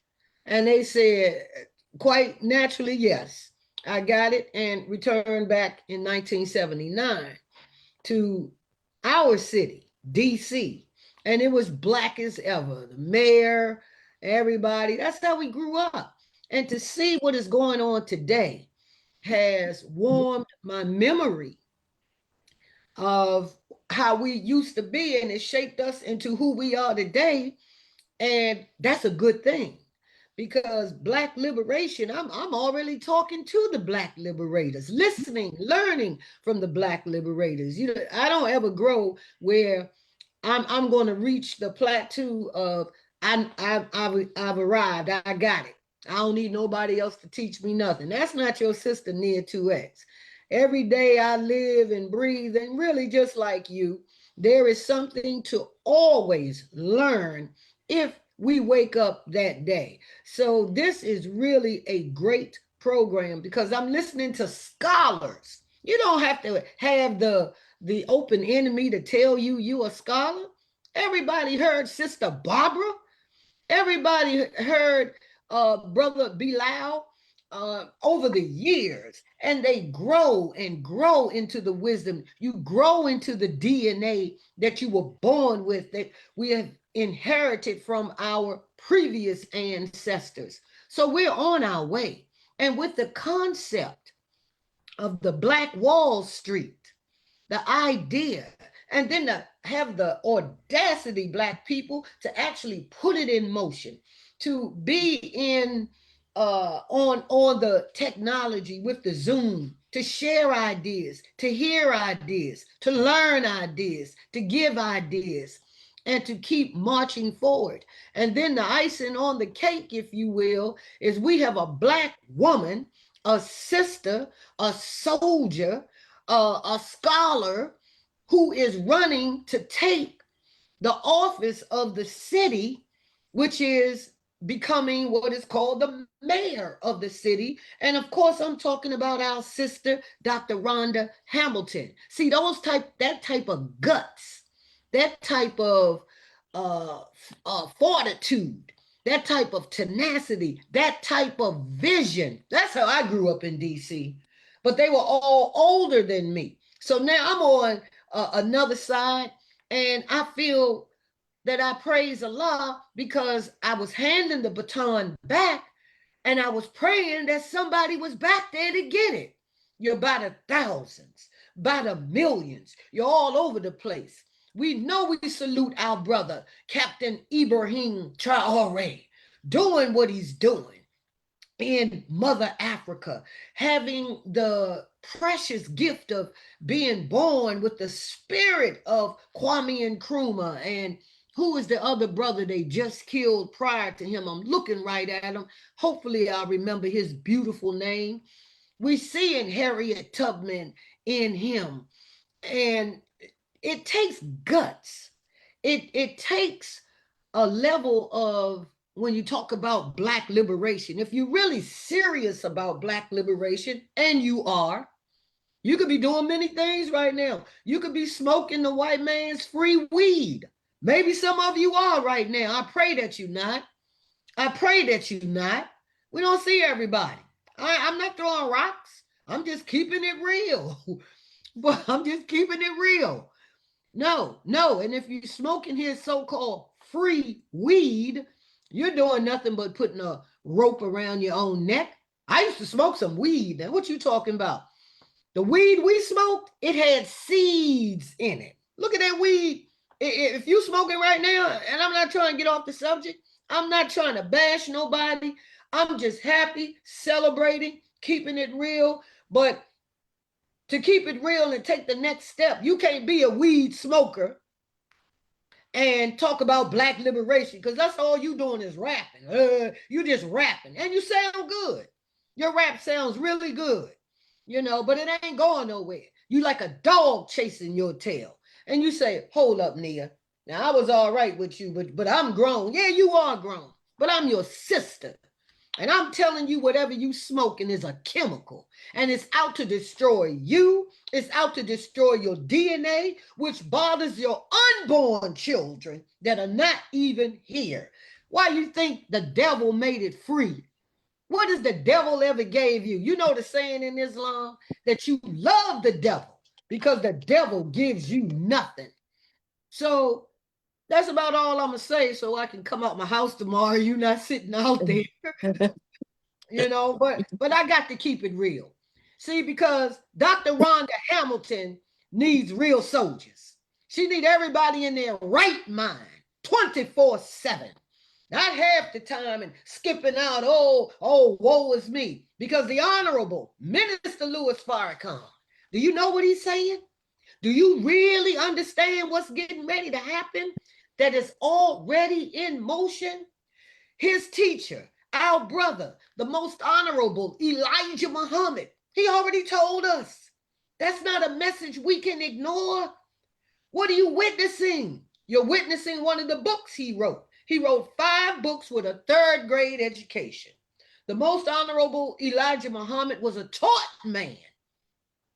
That's who everybody's talking about. Malcolm. Sure, we talk about Malcolm, but Malcolm was a man that learned from his teacher, and this society has pushed his teacher to the side as if the teacher doesn't matter. The student is shining, but the teacher, the great wisdom, Malcolm Little, our brother, got his wisdom, knowledge, understanding from his teacher, the most honorable Elijah Muhammad. And the most honorable Elijah Muhammad makes a claim that no other man or woman in our time has made. What did he say? He said he met with who? With who? He said, Brother Bilal, no. That's what he said. He said he met and talked with God face to face. He said Allah came into the person of the man that he talked to. We've been lied to so daggone detrimentally long. But these lies are uncovering now. So in that book, The Fall of America, you see it falling, don't you? You need some more? You see the weather? You're not convinced? As Sister Barbara was saying, the banking system, all of it, it's falling. But you haven't seen anything yet. And as your sister, you make sure you do what the most honorable Elijah Muhammad said to do, and his national representative we call our Christ. What is a Christ? Crusher of the wicked, We watched the Honorable Minister Louis Farrakhan crush the FBI. They all say they're going to arrest him because he was going over there with Colonel Muammar Gaddafi. And one man, no weapons, your brother and mine, the same one that called for 1 million, 2 million came. 2 million came. What is the call, Nia? What are you leading up to, Sister Nia? Stock in your homes. Toilet paper, water. This is what the Most Honorable Elijah Muhammad has been telling us. Now, we in the nation, we're literally doing it. Up to like it could be 2 years. So if you go to store, because your America is falling, but Allah said, when I crush one, I simultaneously bring another one up.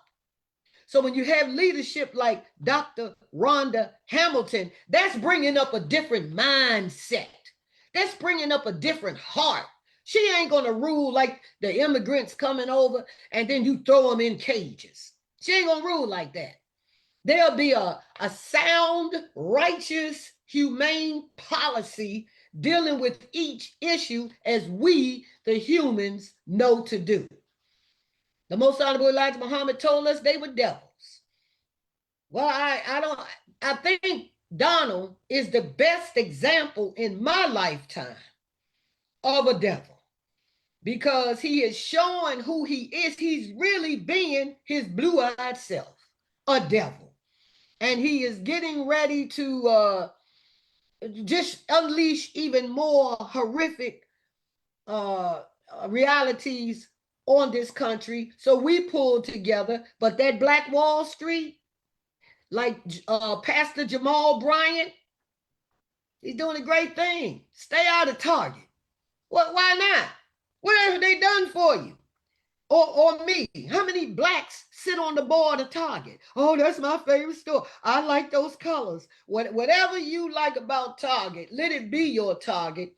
Just stay away from that because you hurt them with $14 billion in like 6 months. The white man is scared of you and he's scared of us. He may not admit it, and I'm going to wind up and give it back to our great leader. Thank you for allowing me to say these few words, but I'm going to wind it up because, yes, they fear us, our unity. And the call for Black Wall Street is not going to be a cakewalk. It's not going to be easy. Maybe easy getting on a Zoom. It wasn't no difficulty and major sacrifice. But what happens when we got to make that sacrifice? Are we still going to be behind our sister that is calling? That is calling for the removal of the current mayor. Who's removed the calling of the current mayor. So we're going to have to be in it to win it. Not just when we're going downhill, but even uphill. And when we're going around the curve. And when you get mad at me, and when I get upset at you, we got to stay focused because we can get her in. You need, Malcolm and all of them said, you need about 3 people to really start a movement. You don't need 30,000. You need 3 like-minded at a minimum. And look at all the people we have on this Zoom. So I pray that we are in this and come to one accord, and that is to see our sister. And well, I don't live in DC, neither do I. Do you know anybody that lives in DC? Sure you do. Sure you do. So you have to do a little bit of work, a little bit of persuasion, persuading. We have to do that because she can get in. And then the real job starts when she gets in. She's in with a bunch of snakes. So we have to keep our prayers. We have to keep our focus. We know she's qualified. We know she's real. She's a Washingtonian as well. Now, to some people that ain't from DC, what difference does it make? It's a DC thing. It just adds credence to our sister coming from the same high schools and junior high schools and elementary schools like we did, but it doesn't throw dirt on nobody else. So I thank you for hearing me out, not trying to be offensive, but I'm celebrating the fall of America because I'm so glad it's falling. I am, as far as the Europeans being in charge, because they've had 6,000 years and it's obvious they don't know what they're doing. So I thank you, my brothers and sisters. I love you anyway. Ain't nothing you can do about it. As Minister Dr. Frank Malone says, I yield back my time. And thank you, Sister Dr. Rhonda Hamilton, for allowing me to share with you and your audience. Assalamu alaikum. Wa alaikum assalam. Thank you, dear sister. Thank you. Thank you. That was beautiful. Thank you for that dose of Black liberation. All right, now we're going to circle back around to. Walaikum salam. We're going to circle back around to Perry Red, artist, activist, and entrepreneur. For Thank musical you. selection, yes. Yes, thank you, Sister Brenda. And thank you, Dr. Hamilton, for this forum. And I want to remind folks, because Sister Nia X just got me on fire once again when she talked about the Honorable Elijah Muhammad being an quote unquote uneducated man. And one of my greatest educations came while I was giving education in the walls of a prison. And it motivated me. Those men who had a thirst for knowledge motivated me to write a book called As a Condition of Your Freedom. And if we're talking about Black Wall Street, there are certain things you must do as a condition of your freedom. And it is so imperative that you understand Dr. Hamilton is one of those who took upon some of those principles when she moved from just activist to a social political activist, a person who has a heart for mental health, a mental health professional, putting that in her agenda. Now, with that said, I wanted to share with you the song I wrote based on what we're talking about today, building our economic prowess and power. This song is called Never Been Rich. Told you a little bit about it earlier. I'm gonna share my screen at this time, Rhonda, and let's see how this works out for me. Let's see. Yeah, it looks like this is it. Let's see what happens.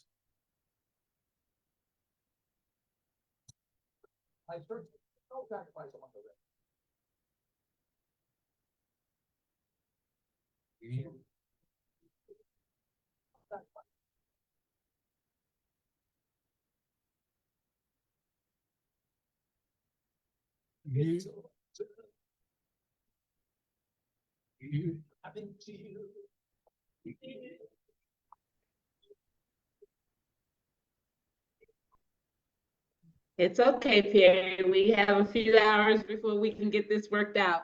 Brenda, Well, what I will say is this, for folks, the lyrics go a little bit like this. Say I've been half-breed, I've been in a ditch, but one thing, I've never been as rich. So would someone make it make sense to me having money over fists while others live in poverty in the richest nation that's ever been seen? How can a human being be so mean? I've been down to my last stitch. But one thing I've never been is rich. Rich, oh, so rich. One thing I've never been is rich. Think about it. I've been homeless. I've been old, been out of the loop, been in the know. I've been left alone. I've been switched. But one thing, I've never been as rich. I've been a soul child. I've been class. I've been so angry, I want to show my... I've been friendly. I've been a bitch. But one thing I've never been is rich. So I'm saying to you, try to make it make sense to you that we got insane rich people while others live in poverty, but we can do something about it in our politics, in our involvement in a community, and in our motivation to do for ourselves. Some years ago, the way that I did it, with two of my friends just above me, my co-founders, Terry Taylor and Teresa Reed. And just above me, I keep their picture there. They both passed on.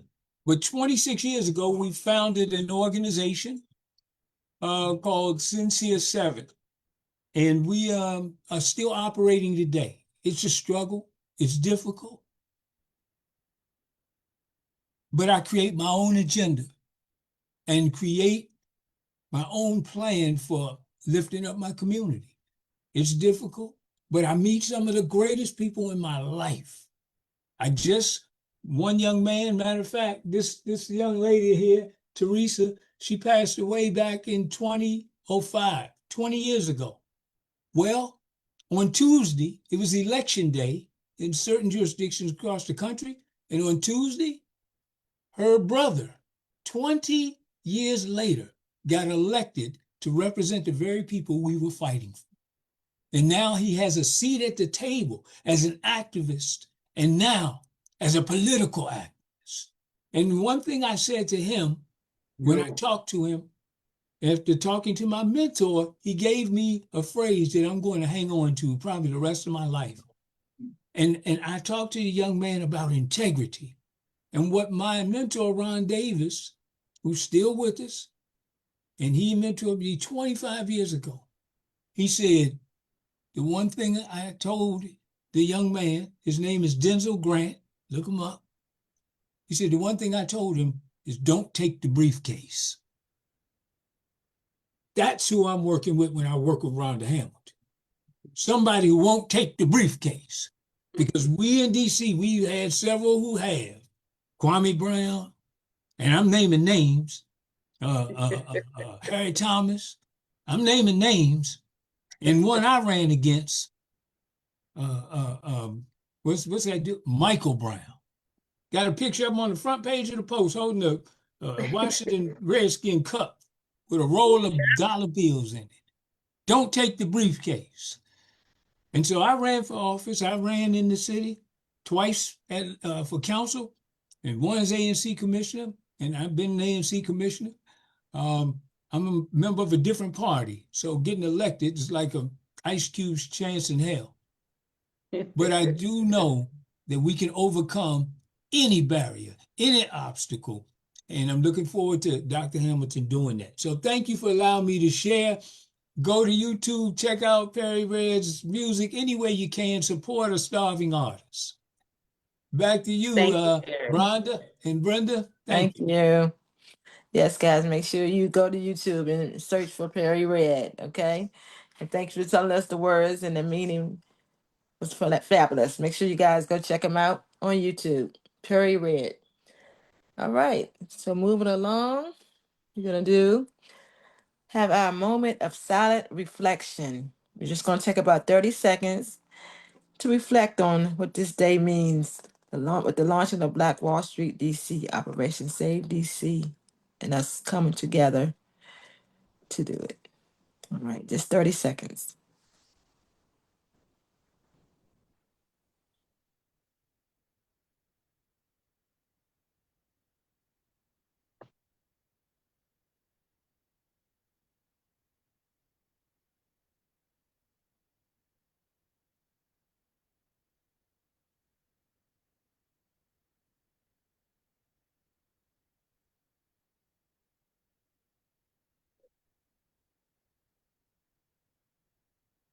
All right.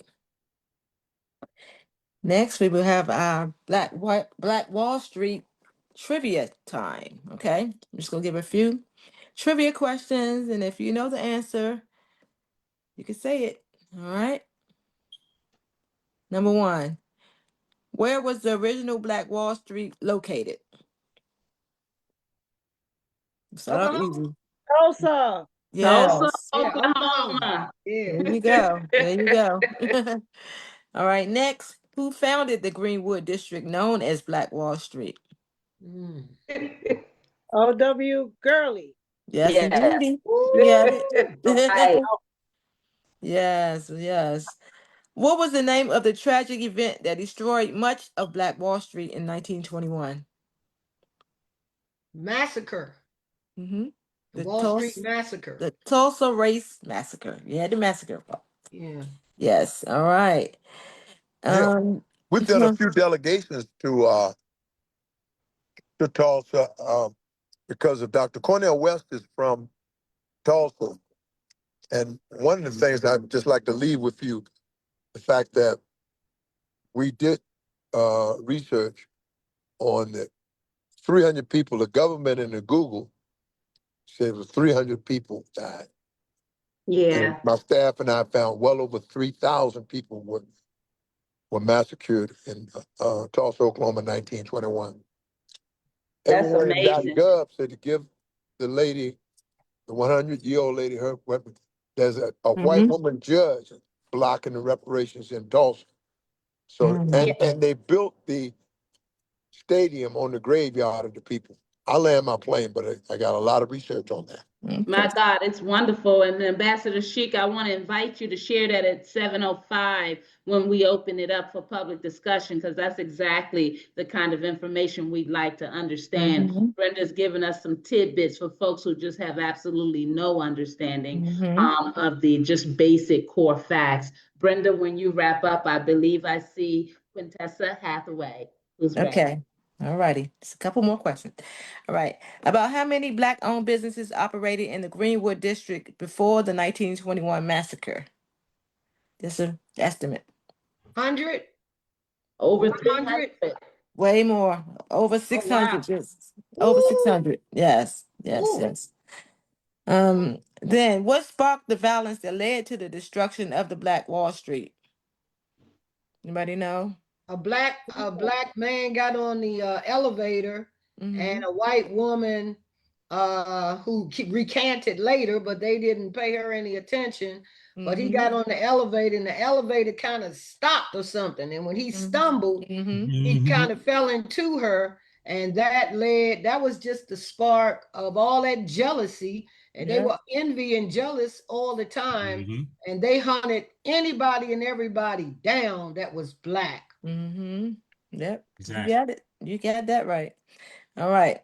Next, name 2 types of businesses that thrived on Black Wall Street. Just need to name 2. Hospitals. Man on the airplane. They had their own airplanes. Well, that wasn't a business, but families owned their own airplanes on Wall Street in Tulsa, Sure did. Oklahoma. Okay. Gurley Hotel. Any other type of businesses? Shoe shops. I mean, just all kind of business. Everything. That's my point. It was Yes, whatever we ma'am. could think of. You Yes. name it, they had it. You Yes, name it, ma'am. they had it. And that's what we're Yes, about to ma'am. do again. Okay. All right. That's about the basics we're gonna do for now. What was the name you said again? Who was ready? Dr. Rhonda?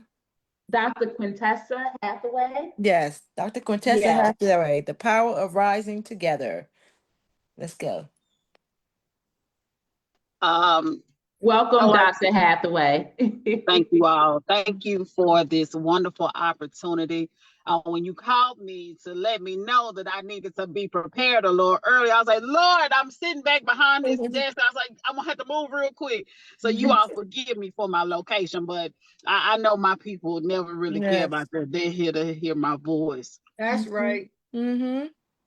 I want to thank Dr. Hamilton for affording me this wonderful opportunity and privilege to speak before all those that are present, both here in our Zoom conversation as well as across various social media platforms. I hope that I say something throughout this speech, statement, whichever we want to call it, that encourages each and every one of us to be a part of this mission for us to rise together. I'm going to ask for forgiveness in the beginning. My grandfather was a Church of Christ minister. So if I get a little long-winded, we're just going to blame this on the lineage. My name is Dr. Quintessa Hathaway. I have been involved in politics for about the last 25 years. Please do not allow this youthful face to fool you. I stepped out when I was 15 years old. I participated in a Martin Luther King Day March with an organization that I was with at that time. And I believe that a fire was lit in my youth at that time for me to be about the business of social justice and being participatory in the liberation for my people. Yes. Throughout the course of my life, I have ran for office on 3 separate occasions, like many of those that are on this event today. The very first time I ran, I was 22 years old, my senior year of undergraduate school at the Jackson State University. I ran for the Tennessee House of Representatives at the age of 22 with about $2,200 in my pocket, much of which came from school refund checks and from my maternal grandparents helped me with that campaign. At that time, I was the youngest. And it also adds an additional chink to the chain of the fact that I was an African-American female to ever run for the 53rd district in the state of Tennessee at that time. Also pushing forward in 2022, I was the Democratic nominee for Arkansas' 2nd Congressional District. Very competitive, the most competitive district in the entire state of Arkansas. Arkansas, we may not think a whole lot about it, but you should. It's the only state in the former Confederacy that has never elected an African American to office, congressionally or statewide. So I consider it the old guard is not ready to tear itself down. Also, earlier this year, I was the only African American female to run for Democratic National Committee chair in 2025. Those are just a few of the things in which I have contributed to the political arena. And I recognize that we as a people are the most formidable power block of the Democratic Party. Knowing that, that also creates an obligation for us to show that we will not allow for systems to keep our voices from being heard and that an agenda from us must move forward. I say all those things as a baseline for what I'm about to discuss. As I said, just be patient with me. The United States of America has engaged in one of the greatest social upheavals of its time. Human dignity by means of the right to vote is on the world stage. We are entangled in a web that questions the sacred fundamental principle. The bloodshed of the late Honorable Congressman John Lewis of Georgia's 5th Congressional District and the late Hosea Williams on the Edmund Pettus Bridge in Selma, Alabama was a testament to the sacrifices made for this nation to fulfill the promise of freedom. I truly believe a time is coming which will require each of us to retell the stories of old. It will require us to tell the stories about much more victories than victimhood. It will require us to re-utter King's eloquent words, travel many miles, record new books, and love, lead, uplift, and liberate a people. As change goes outward, we must be willing to offer and anticipate unparalleled regional, national, and international opportunities to network, develop leaders, collaborate, and create problem-solving solutions within our community. This will require us to cross all spectrums of this country and abroad. As change goes outward, we have to do more than have a seat at the table or bring our own folding chair as suggested by late Congresswoman Shirley Chisholm. We have to utilize every matrix and component to communicate, build consensus, resolve conflict, and make the critical decision to uplift truly our wonderful sisterhood and brotherhood. Every day I rise. I am moved by the people of America, knowing that we are on a journey together. We are on a journey to reckon with and defy what I call, and many of us call, racial gerrymandering, poverty, educator shortage, and low pay. In America, we are on a journey to confront perils of the spirit of grace and with a spirit of strength and hope. Together, we are on a journey to walk in new winds, build new bridges, travel to new lands, swim across new waters, and Dr. Hamilton will lead with a new charge. We are expected to listen to the sound of our striving as expressed by the late Dr. W.E.B. Du Bois in the souls of Black folks, and we are on a journey to tackle new challenges and conditions of our time. I know I'm going to get in trouble when I talk about Washington, D.C. being a part of the South. You all, please don't forget. I know you all want to be a part of the Middle Atlantic states, and sometimes we flirt with the idea of being a part of the Northeast and all those things, but I'm here to tell you, D.C. is still a part of the South. There was enslavement in Washington, D.C., the great abolitionist, Mr. Frederick Douglass. His national home is located in D.C. Also, Gamaliel Bailey, who was the writer of the National Era, I believe, who published Harris Beecher Stowe's book, Uncle Tom's Cabin, is also located in DC. So DC, please don't forget, and don't run me out of there the next time I'm in town when I say that you all are the South too. In the ethos of Reverend Dr. Martin Luther King Jr., we're going to let freedom ring in Washington, D.C. It is going to ring all across the DMV. Also in the spirit of Dr. King and Congressman Lewis and Ella Baker and Miss Fannie Lou Hamer, who gave a sounding and roaring speech in 1964 in Washington, D.C. Her contemporaries, Miss Septima Clark and other civil rights leaders, also believed in the power of Washington, D.C. I too, will advance the cause. Each and every one of us are to advance the cause of voting rights. We must work to build a society of mutual understanding of suffrage for all mankind and womankind. For it is tied to our human dignity, equal representation, and full citizenship have linkage to the right to vote. Therefore, we must utilize creative dialogue such as this and envision a shared future where all people of this nation have an opportunity to have their voices counted equally and have the ability to register to vote and maximize their voter participation, especially in Washington, District of Columbia.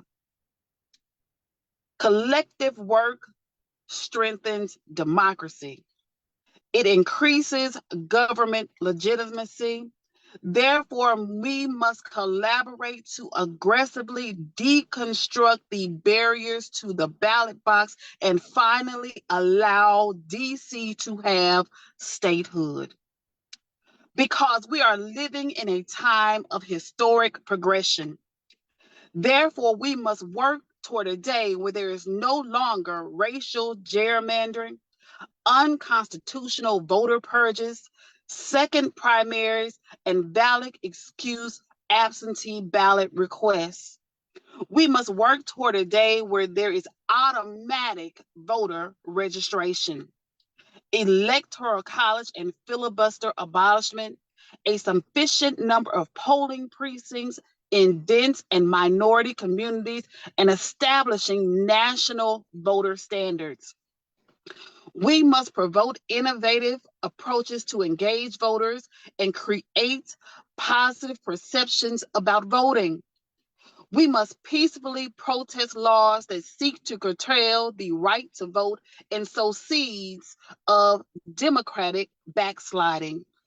We must support initiatives for sustainable long-term policies associated with the 1965 Voting Rights Act, which was the crown jewel of the civil rights movement.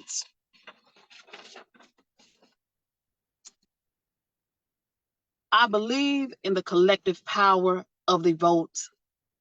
In the words of the former senator for the District of Columbia and civil rights icon, Reverend Jesse L. Jackson Sr., the South belongs to Democrats. Every single vote counts. The District of Columbia can change history and the nation. We are a demonstration of how a coalition of socially stratified groups can shape federal politics. We know there is no birthright to the ballot box. DC can gain statehood. We have similar people, and we are the people who love freedom, who walk in liberation, who stand on truth, who have respect and recollection of history, and also lean on the United States Constitution. We are acutely aware that Dr. Hamilton can be the next mayor and ultimately the next governor of the District of Columbia. I believe we can shock the world, and she can shock the world and be victorious. I believe that we have convicted felons that can be restored their suffrage rights and show up in mass numbers as well. I believe that the youth in the district and across the entire nation in 2026 will participate in the largest blue wave that we have ever seen in this country. And I believe that the second civil rights movement, as I often call it, is an alignment to what matters directly to American people. I believe that we can break the seal of silence that is overarching our people. It begins with us registering to vote. It begins with turning out on Election Day, November 3rd, 2026. The 2026 midterm election is critical to national and international political arenas. We must restore sanity and humanity to the political process. Our democratic diversity is our strength. And again, I'm going to lean on the words of Dr. King, for he declared in May of 1956, the key to the whole situation of the South's problem is the ballot. Until the colored man comes into this point, he will have a hard struggle. We are going through a hard struggle. When he gets the ballot, he can wield political power and come into his own. The chief weapon in our fight for civil rights is the vote. Elections matter. Elections matter. Power and authority begin and end in the ballot box. Furthermore, and I'm coming close to a close, I swear, the 82nd United States Attorney General, Eric Holder, wrote in his book, Our Unfinished March, think about it. No matter what issue you care about the most, whether you're most passionate about combating climate change or protecting reproductive rights, reforming the criminal justice system, or stopping gun violence, the path to progress, the path to the America we ought to become runs through the ballot. The cornerstone of our democracy has to be the strength and capacity and capability of all people to advance meaningfully in cultural, social, and economic change. This moment is a rallying point for urban and minority Americans. Our freedom is in jeopardy, people. It fosters fear, discomfort, stress, and anxiety.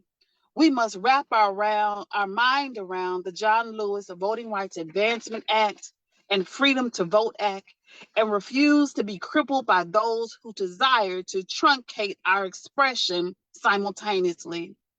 For we are up against a force which is attempting to crush our energy and forward progress. A new voting rights fight is underway. Racial and partisan gerrymandering has distorted the vision of the American dream. Southern Republicans and other Republicans across this country believe that they are protected from political repercussions of creating rigged and manipulated maps. There is an inherent fear among this group that increased African American participation will result in progressive legislation and deter conservative laws, rules, regulations, and that a real investment will be voiced in education, enfranchisement, justice, and social matters. In closing, that's my second time. I encourage the district to rise up and be prepared to give our time, our talent, our resources to this great revolution of equality. For we deserve to walk freely in the light of hope and truth as one people. We can transform this nation through voter registration, civic education, legislation, and activation in the political process. And in the end, we will be one people connected to the great state of the District of Columbia. Thank you all. Thank you. All right. We have Marcel Reed carrying the torch and creating a space where Black lives can thrive. I'm sorry to interrupt you, Brenda. Mhm. Actually, Ricky Bryan is next. Okay. And okay. We'll introduce him. Bryan, if you'll come forward, welcome to the launch. Welcome, welcome, Mr. Bryant. Thank you. Thank you for having me on this platform. I really appreciate Dr. Hamilton for looking out for the little guy. And that's her main thing. She don't, look at things just from a perspective of, I got mine and you got to get yours. She looks out for everyone, and I'm grateful for that attitude. But I want to say this: as a nonprofit, I cannot endorse anyone, but as a private citizen, you go, girl. So, but what I want to say is this: what I want to start off with saying is, before I introduce what I do for our youth and young adults in our city, I want to say this. When you hear the words from that platform that they ran on, Make America Great Again, and I ask you this question, make America great again for who? Because it's never, ever been great for a person of color in America. America was based and built on for the European, because I do not call them whites. For a little bit of education that I have in their Webster Dictionary, white means pure and godly like, and I don't know nobody like that. So I want it understood that when they talk about make America great again, they're trying to destroy us, literally, both mentally and physically. But what they didn't recognize and what they didn't see is that we are thriving people. We survive. We are survivors. And they didn't see this coming. You know, for our entertainers, to our basketball, football players, you know, they sent their women at them, but they didn't know our melanin was embedded in us. So whatever breed we gonna come out in a color. And they can't make colors. We can. So they know that they're being destroyed. And we know who they are. They know that they're being destroyed, so they're afraid now. They're afraid, and they're trying to start something up to survive. This is what their whole platform is now. If you look at it for what the reality of it is, they're trying to survive. They're trying to create that era of Jim Crow again. They're trying to create all kind of chaos in our with the medical issues and the taking of jobs, to create that anarchy where he can stay in office, because once you provoke martial law, they cannot put a president out of office. So look at all the chaos that he's trying to create, you know, to make us uprise, to make the uprising come. But what he don't understand is that, you know, we're not a people without resilience. We are people that stand up and know how to stand up, because we've been through it before. And that's where they make the mistake at. They don't realize that we've been through this before. This is not our first rodeo. And so with that being said, you know, I want to make sure everyone understands that you are in war, literally, because they are physically trying to destroy, especially our youth and young adults. When you're talking about making laws to put our 14-year-olds in prison for the rest of their lives, when you're talking about taking away legal rights, basically of people of color, our Hispanic brothers and sisters as well, you know, taking away their legal rights, it's running down on them, taking them any place that they want to take them, sending them to any place they want to send them.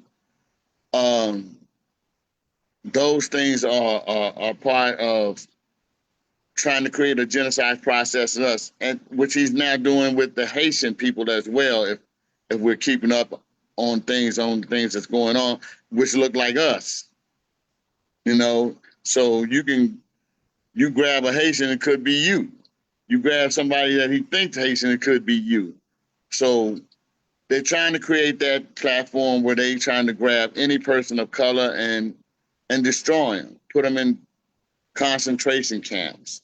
This is a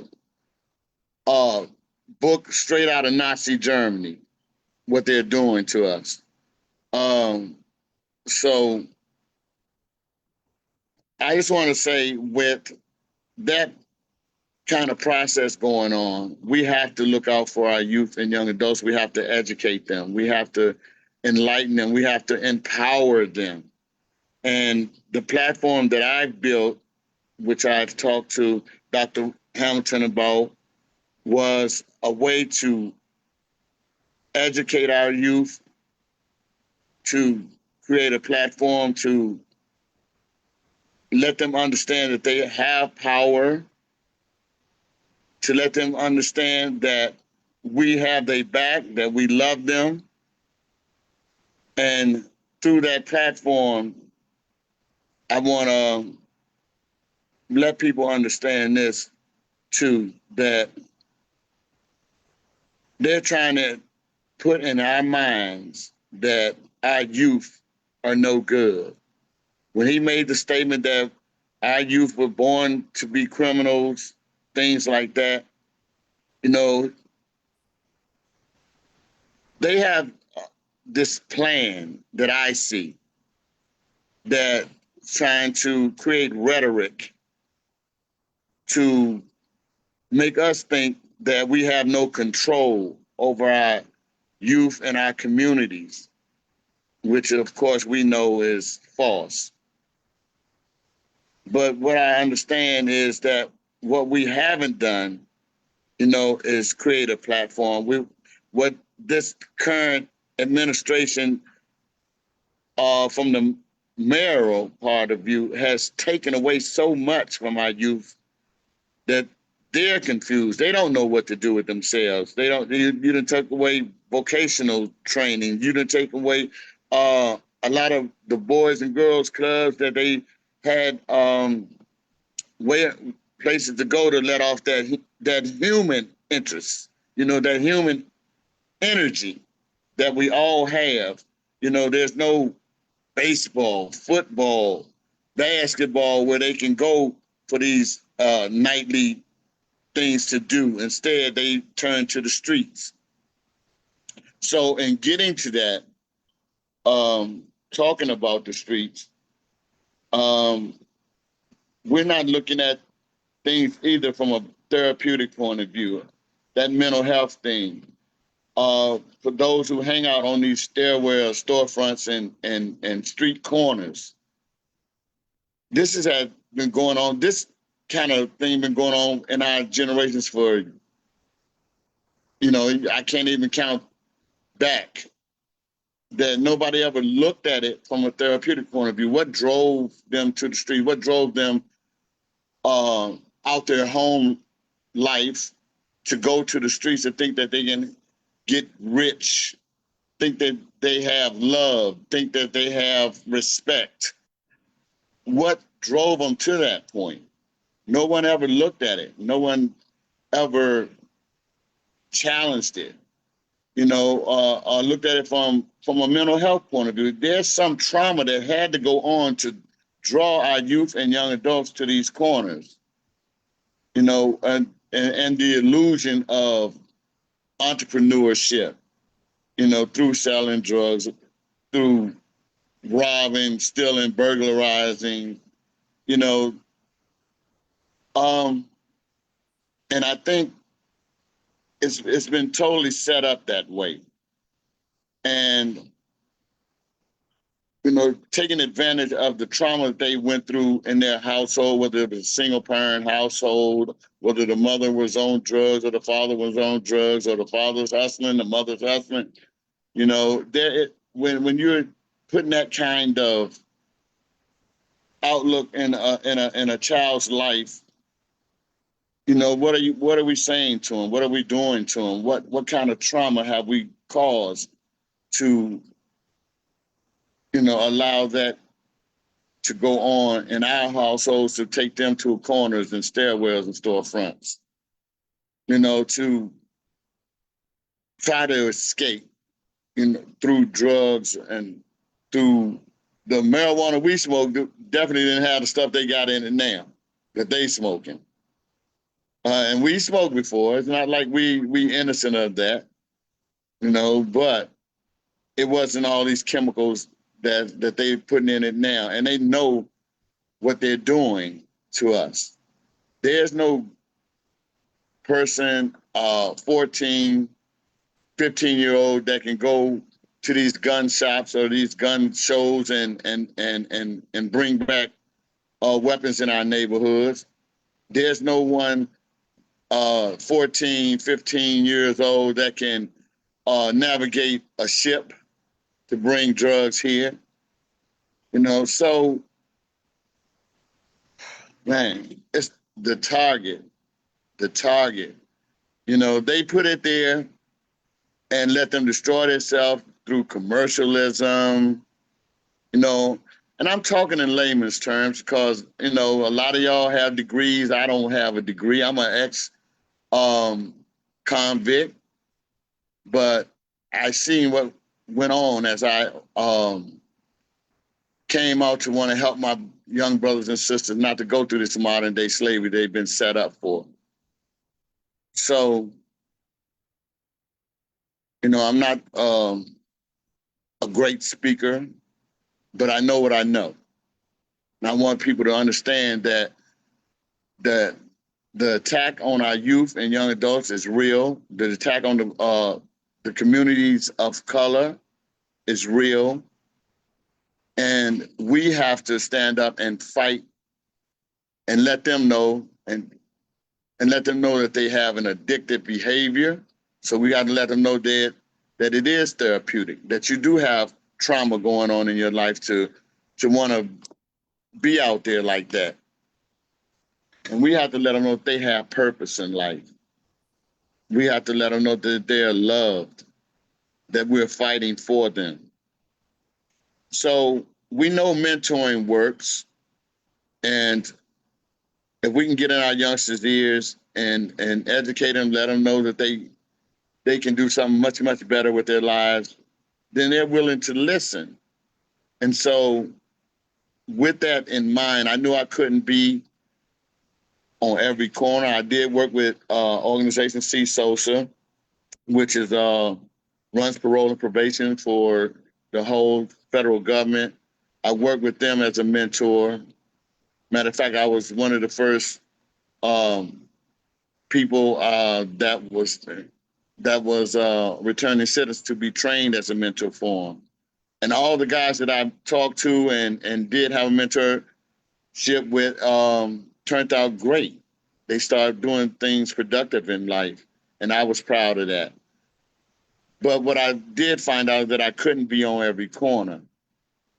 And I'm saying how many people we are losing because they're not getting information, they're not getting educated or just talked to by anybody that's trying to help them. So what I did with my organization is called Street Line.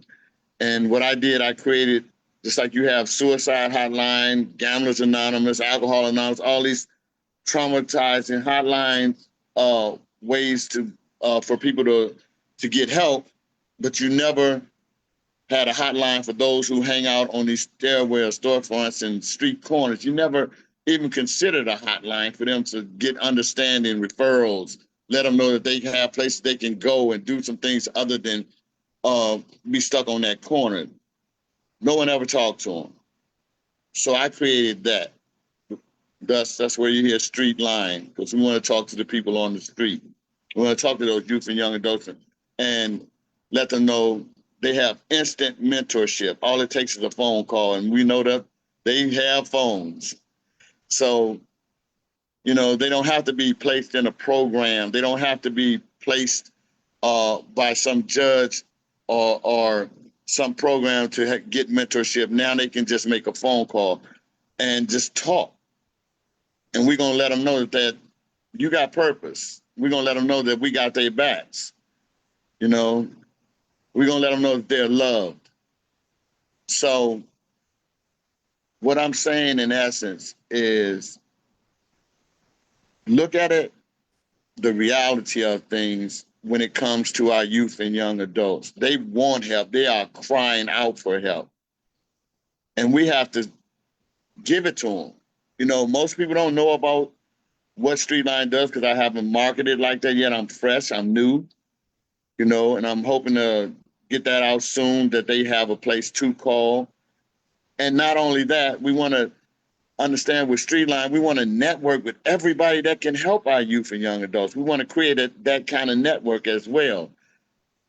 Not only that, we want to make sure that with this particular line, that these youngsters know that they have someone that's going to be on their side automatically, no judgment. It has nothing to do with our police. It has nothing to do with anything with dealing with law enforcement. We want a conversation with you. You know, we want to know what you want to do with your life. We want to help you build whatever that you want to do with your life. You know, if education, we want to be able to partner up with people that can say, hey, we can give them training in this. We can help them with this. So we want to create that kind of network with Street Line. Although, again, we can't endorse anybody, but we can teach. Look at that audience that hang out on these corners, storefronts, and stairwells. If we teach them to vote, teach them to learn how to register to vote. Look how powerful that audience can be. And they're everywhere. All over DC, you see somebody hanging out on the corners. You know, if we educate them, if we empower them, you know, and let them know that they got that purpose and that power, look how strong we can do in our communities. You know, this is what we have to do. We have to build. You know, we have to build them. There's a huge debriefing that has to go on. Just like people go in the army and the war and they fight and they teach them to kill. They have to go through a debriefing when they come back to get their life together back in society. So right now we have a huge debriefing that has to go on with our youth and young adults. And that debriefing is from the commercialism. I got to have a certain outfit to be successful, or I have to have a certain amount of money to, you know, be fly, and I can, you know, get the young ladies. And our young ladies, you know, those that's out there doing those things, you know, you got to understand the respect that you got to have. You know, there's no way that a young man should be calling you his B at no point in your life, you know. And young men, this is what we want to train our youth again to, is respect. If this is a person that you love and that you honor, as you honor your mother, your grandmother, your sister, then she ain't got no business being no B. She's your queen. And we got to let them know that our sisters are queens. We got to let our sisters know that a king is not that's out there throwing bricks at the penitentiary. You know, that's not a king. That's a fool for the system. You know, because at no point you're getting away with anything. It's all an illusion. And we want to wake them up to this stuff. So that debriefing has to go on with these video games that's teaching you how to carjack, and you think it's fun. You know, those video games that's teaching you how to kill. Those ones that's showing you how to make ghost guns, things like that. It's designed for your genocide. If the youth don't understand what that means, then we want to let them know what that means. That they're in the process of killing themselves and genociding their life.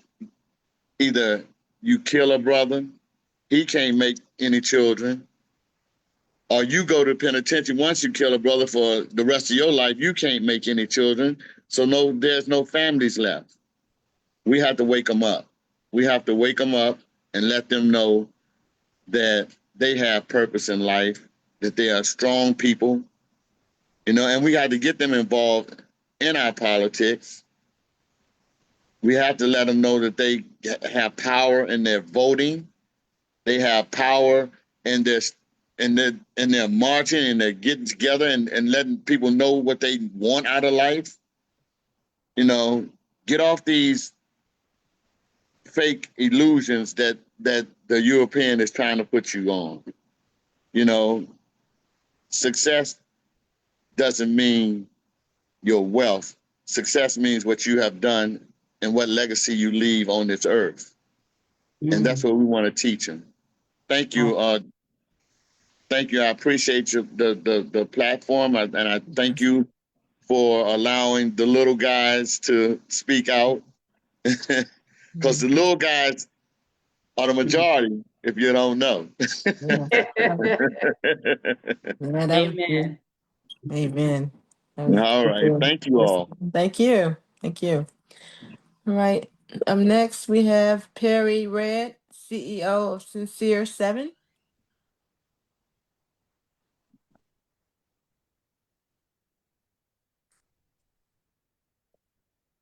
Ready, Perry Red? Yeah, there he is. Mm-hmm.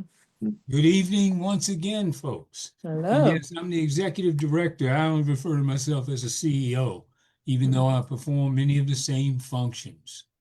For those who don't know, Sincere 7's a small 501c3 nonprofit organization based here in the District of Columbia, originated in Knoxville, Tennessee in 1999. And so here we are in DC 26 years later, serving as an advocacy and education organization.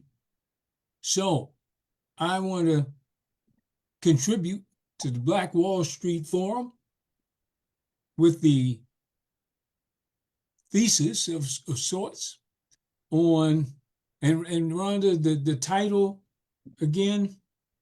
Yes, sir. I'll be more than happy to help you out. Yes. Mr. Perry read, what happened to Chocolate City? It is. What happened to Chocolate City? Oh my goodness. Well, I wish I could tell you this was going to be a funk, one nation under a groove speech, a talk, a lecture of sorts, but it's more technical than that. And I do want to talk about history and bring it up to where we are today. And I'm looking at the clock, so time is of the essence. I think I have 15 minutes and I want to take every one of them. So the land that we're on now, that we admit, some of us are native Washingtonians, and others, like Dr. Quintessa Hathaway, are Washingtonians by heart. And so I'm very passionate about my place in the district, my place in history here in the district. I was born here at the height of the civil rights movement in 1964. I was born at the Columbia Hospital for Women. Some of you may remember that. I was born in Southwest, reared in Southeast, raised in Northeast, and lived in Northwest.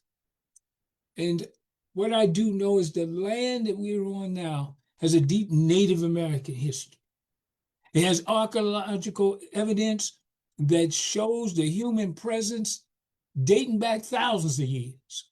And indigenous people, including the Nakatok and the Anacostans, they lived in villages, used these lands for quarries and burial grounds. And so these findings of archaeological significance,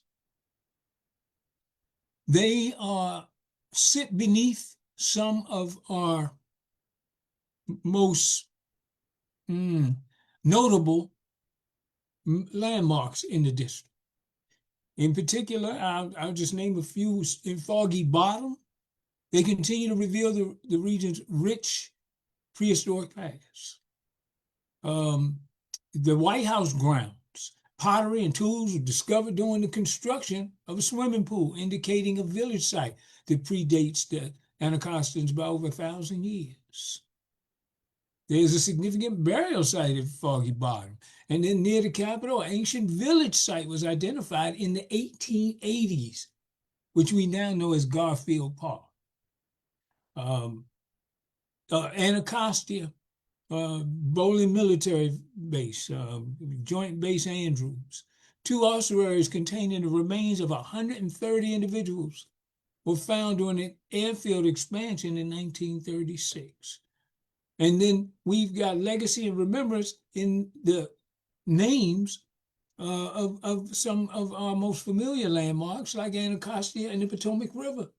They are derived from native languages and testify to the original inhabitants. And that's to say we're living on stolen ground, and stolen land. But it is where we are. And for those of us, Washingtonians, those of us with justice in our hearts and minds and in our hands, we tell the truth about the history. Whereas the occupiers who are coming into these lands in Congress, they're doing their very best to retell a story, telling a story that does not reflect an accurate history. And this is just about the time my daughter would call me, right? Daughter, I'm in the middle of a talk right now with Black Wall Street. You can log on. Okay, great. Love you, daughter. So Washington, D.C.'s racial and ethnic makeup is primarily Black. And then there are whites. And currently, Black residents make up about anywhere between 41 and 43%, while white residents make up about 37%. And it wasn't always this way. As a matter of fact, in the chat, I'm going to place, I'm going to place the makeup of DC over the last 5 censuses. So when we talk about what happened to Chocolate City, you can get a reflection of what that looks like. So I'm going to put this in the chat right now, and I want you to take a look. At the time when I was born, Blacks made up roughly, according to the census, the only credible count that we can hold on to, that all of us can have some agreement on. Because we know what it looks like today with the current administration trying to not count certain people, even though the Constitution is clear on who should be counted, who will be counted, who shall be counted. So Blacks made up about 71% in the 70s when I was a child. As much as 80%, if I remember our count and not necessarily the census count. And then it went from the 80% or nearly 80% in the late 60s, early 70s, to 70% in 1980, 65% in 1990, 59% in 2000, by the 2010 census, half, and now at the latest census in 2020, 41%. So what happened to Chocolate City? Well, glad you asked. Let me tell you. What happened to Chocolate City, in one of the greatest theses that I've seen on it, is a paper, a white paper, written by a professor out of Howard University called Gentrification and the History of Power and Oppression of African Americans in Washington, D.C. And what happened, even though, and I want to go back, before I go there, I want to go back to the history. In 1790, yes, we weren't even counted when this country was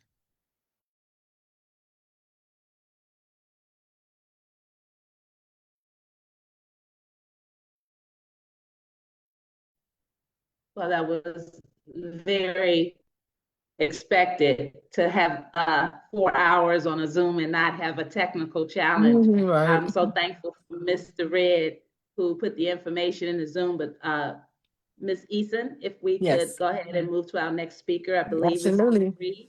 Marcel Reed, yes. Marcel Reed carrying the torch, creating a space where Black lives can thrive. Marcel Reed.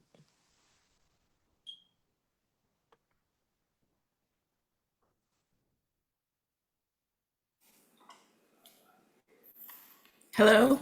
Hello, Marcel. Hello. How are you? I've been listening to almost all of this today, and I want to tell you that I'm very impressed. I think it is a great idea to talk about Black Wall Street in DC. I remember looking at this grid of Perry's, that when I came to DC, it was the end of the 1990s, and I've seen the absolute change in DC. It isn't as Black. It doesn't seem to me to be as vibrant as it was then. And I think that's because it was a constant campaign of gentrification. I'm from a place in California called Compton. And if you go to Compton now, you'll see the effects of gentrification, though no one would ever believe it. We hold less power in Compton, and we are a smaller percentage of the population. So it isn't just something that occurs in some cities. I think it occurs across the nation whenever we are in choice communities. And I don't think there's a more choice community than Washington, D.C. And I remember when I first came here, the first thing that struck me about Washington was how beautiful it was. And people said to me, it's not beautiful, it's dirt and there's trash. And I said, look at these buildings. Look at how awesome the construction is. And I told people that the townhouses that I was seeing all look like jewel boxes. And like you could take the top off, and within each one of those boxes was a beautiful jewel. And that was the people that lived in there. And people said, I don't see that. And I said, well, I certainly do. This is a beautiful city. It's a powerful city. It's a city where the people who belong here are marginalized, and the people who come into the city just run roughshod over it. It is amazing. And I'm a big, not born in DC, but absolute advocate for DC. I don't think you're going to find anybody more impassioned about DC than I am. So I came to DC. I lived in Northern Virginia. I couldn't drive in DC at first because where I'm from, we don't have circles. And it was crazy for me to drive in the city. But I got caught in telling the truth in DC. And I didn't know how highly that can be frowned upon. Because truth-telling is both needed, but it's also dangerous. And nobody talks about that. Everybody who's never experienced what truth-telling says to you is, well, just tell the truth, everything will be all right. If you tell the truth, you'll be free. And I like to tell people, when you tell truth and it's hard enough, and it hits hard enough, what you'll be free of is everything you own and most of the people you know, because there is always a cost to stand up to power and to tell power the truth. And I don't think it should be such a flippant response. You know, the truth telling I'm talking about is not whether or not you like someone's outfit or you don't think their face is made up the correct way. Because as I've told Dr. Hamilton before, I can be petty. But that's not what I'm talking about. I'm talking about truth telling that changes institutions, that changes the way that we see the country. And some of the most awesome and fearless truth tellers have been Black people in America. I would say easily that Black people have had the most impact on changing the way that America sees itself and on granting citizenship to all Americans. Because America wasn't really America until 1964, when all of us could vote, not just a few of us.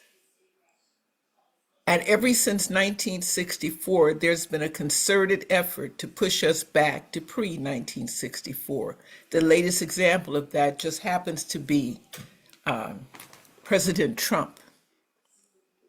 But it isn't new, and it isn't foreign.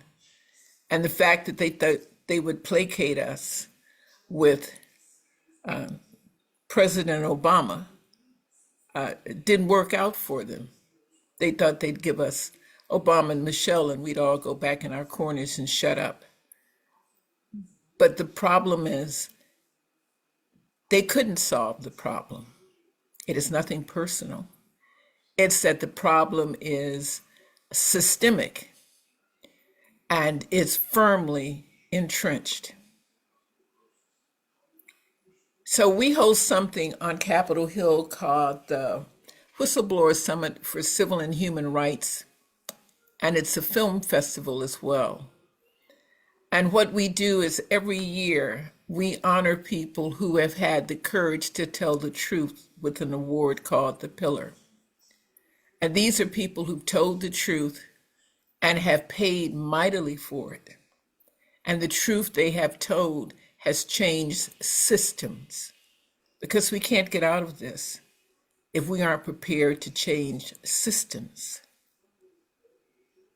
Money is absolutely what makes America go around. I'm in no way confused. But money has to allow you to use it the way other Americans do. And for that, you need laws. For that, you need security. What is it they say about the markets? The markets don't like instability. They don't continue to trade in nations that are unstable. And as Black people, we need something around us that when we secure wealth, that wealth can allow us to secure our freedoms. We live in a digital world now.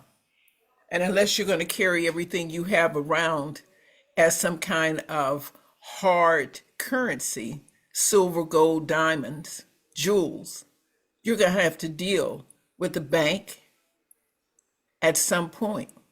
And you need to be sure that when you deal with them, you have a way to go back to them if they have taken your money. And the only way you can do that is through laws and some type of regulation, because we don't have a separate system of our own for exchange. At this point, we have to use the coin of the realm. So we have the summit on Capitol Hill. We bring people to it. One, to reinforce that telling the truth is not something you have to do alone. If you're brave enough and strong enough to stand up and tell the truth, we're there. We'll stand by you. We may not be able to help you individually, but we can help you collectively. One of the people that we have honored just happens to be Rhonda's aunt, Dr. Hamilton's aunt. Pardon me, Rhonda. And I didn't know that at the time that I met Rhonda. She didn't know that her aunt had received this pillar, and I didn't know that we had awarded her aunt this pillar. But we awarded it to her because, like Rhonda, it turns out that fearlessness happens to be a family trait. She stood up. She reported on very important people in the federal government, as many whistleblowers do. And you can't say this with certainty, but very often whistleblowers are struck down early and nobody talks about it. So once again, I'm with the Whistleblower Summit for Civil and Human Rights. Every July 30th, we have an event on Capitol Hill. We have been going for 13, this will be our 14th year. We are the only Black-led whistleblower summit in the U.S. We fought for that space. We stay on the Hill with that fight. We invite you to attend. We invite you to join us. And we invite you to be bold enough and brave enough to stand up and tell the truth. And when you do, look for someone to help you. Our number is there. Call us. Thank you. Thank you. Right. Next, we have Operation Save DC. If not us, then who? By Dr. Rhonda Hamilton, 2026 DC mayoral candidate. Thank you so much, Brenda. I am so honored to be before you all and to be speaking. What I want you all to understand is that this evening is just such a culmination of so much work, commitment, dedication, and a strong prayer. Yes, I am DC's 2026 DC mayoral candidate, and I'm so excited to come forward, not just as a native, not just as your sister, as your colleague, but more importantly, as someone who also recognizes the need for unification in our nation's seat of governance. You see, the only way I believe that Mr. Trump and anyone else that would come into the nation's capital and be so successful seemingly to attack us would be because we would be so divided as we are. As I sit here on the Zoom in the community at the hub in Ward 7 on Nelson Place, many of you know and may not know that we've established 2 hubs east of the river as I continue to campaign, because one of the things I recognize is that in order for us to transform and to reunify DC, there has to be an intentional intent to educate and also provide access. So we have an 81 times wealth gap here in the nation's capital, and that didn't happen overnight. We have a housing and a homelessness problem in the nation's capital. We have rapid gentrification. We also have a challenge in our public safety. And as I speak with you, we have decided that our youth should be on curfew. In addition to that, the shutdown of the government has the approximate 14 bills that are aimed at chipping away our sovereignty as it relates to our Home Rule Act. And so as the nation's capital continues to be under attack, as we continuously endure the imposition of corrupt government, the questionable governance of our current leader, and the reality of another council member due to go on trial, it is important that the leadership in Washington, D.C. is a true representation of the resilience, the ingenuity, and the proper capability of what we house. And so I am so honored to have each of you spend the time that you've spent this evening on this Zoom call to honor the memory of the brave, courageous, and very intelligent, excellent shoulders that we all stand on. You see, it's important coming forward as DC's next intended mayor to celebrate our diversity of over 700,000 citizens means to be able to remove the fear of allowing all of our different nationalities to celebrate their very own heritage. And the reality of Black Wall Street, DC, Operation Save DC, excites me because I realize in that 81 times wealth gap, the affluent families, which generally tend to be our Caucasian families, are generally out earning the wealth of Black families. And that is not a blame understanding. That is not a statement meant to bring fear, but to breed education, to justify and validate why a Black Wall Street DC, Operation Save DC, is necessary. We must not allow the African American population to continue to be at the bottom of any progressive list. We must not watch the continued rapid gentrification of families being pushed out of the city because of lack of access, economics, or political will. Many families in DC are multi-generational in that many families have 5 or 6 generations that are DC. You see, it's okay to transform and to experience change. But what we must do is not rob anyone, any race, of the dignity of their existence.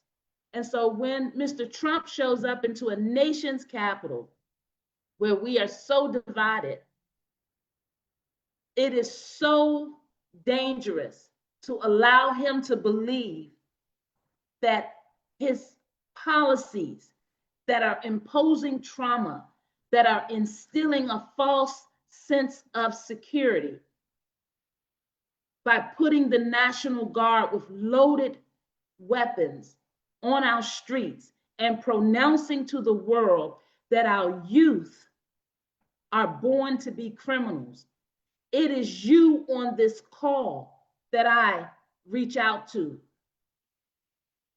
that I call on, because beyond government, there is a responsibility and an accountability in community.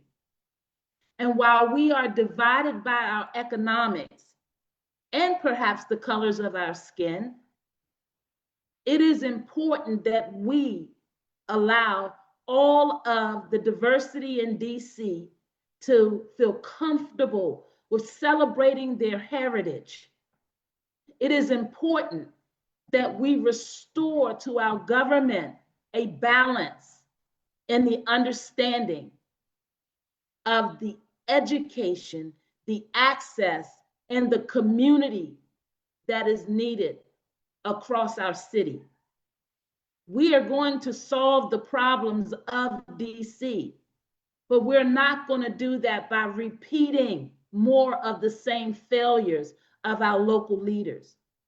As a mental health advocate, showing up for families across this city, across the spectrums, whether economic, educational, or otherwise, we know that mental health carries a stigma, and not even the color of your skin can change that. What we understand is that to be a stronger, resilient, and winning DC, we must have leadership that understands the importance of us being able to embrace who we are unapologetically. Many, many years ago in Tulsa, Oklahoma, many of our forefathers and ancestors came together to unite in the understanding of their economic capabilities. They were successful, but it was a time, an ugly time in America's history where it breeded jealousy, it breeded fear, it breeded division, and it breeded a strong sense of racism. We are the nation's seat of governance, and we must prevail. We must prevail by being the example of citizenry. We must prevail by allowing the world, yet and also the nation, to understand that we are very capable of coexisting. We are very capable of balancing the affairs of our governance. We are very capable of lobbying Congress, the U.S. Attorney's Office, and the White House to help them to understand that the over 700,000 citizens of DC do not wish for there to be an overreaching of the federal government in our affairs in an attempt to take us over and to violate our home rule rights. But in order for us to collectively raise our voices, we must deal with the unspoken and the spoken hindrances among us. And so today's representation of the Wall Street, Black Wall Street, DC, Operation Save DC, is yet an example of one of the many, many commissions that my leadership will bring forward. Because see, what I recognize is that economics, as basic as putting food on your table, understanding that you could have access to quality health care in order that you can extend your living, should not be about being blue or red parties. It should be about recognizing the need to always rise above and be human. And because we reside in the nation's seat of governance, Many folks flock here, and many of their agendas do not serve us well. They mean us no well-being. So it is up to us, the citizenry of DC, to come forward unapologetically and understand that we share in the responsibility and the accountability of our youth.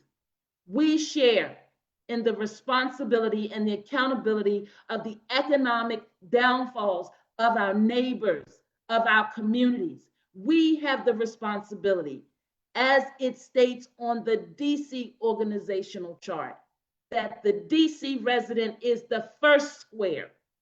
The mayor and the executive branch, as well as the legislative branch and the DC Council, as well as the judicial branch, come under the DC resident.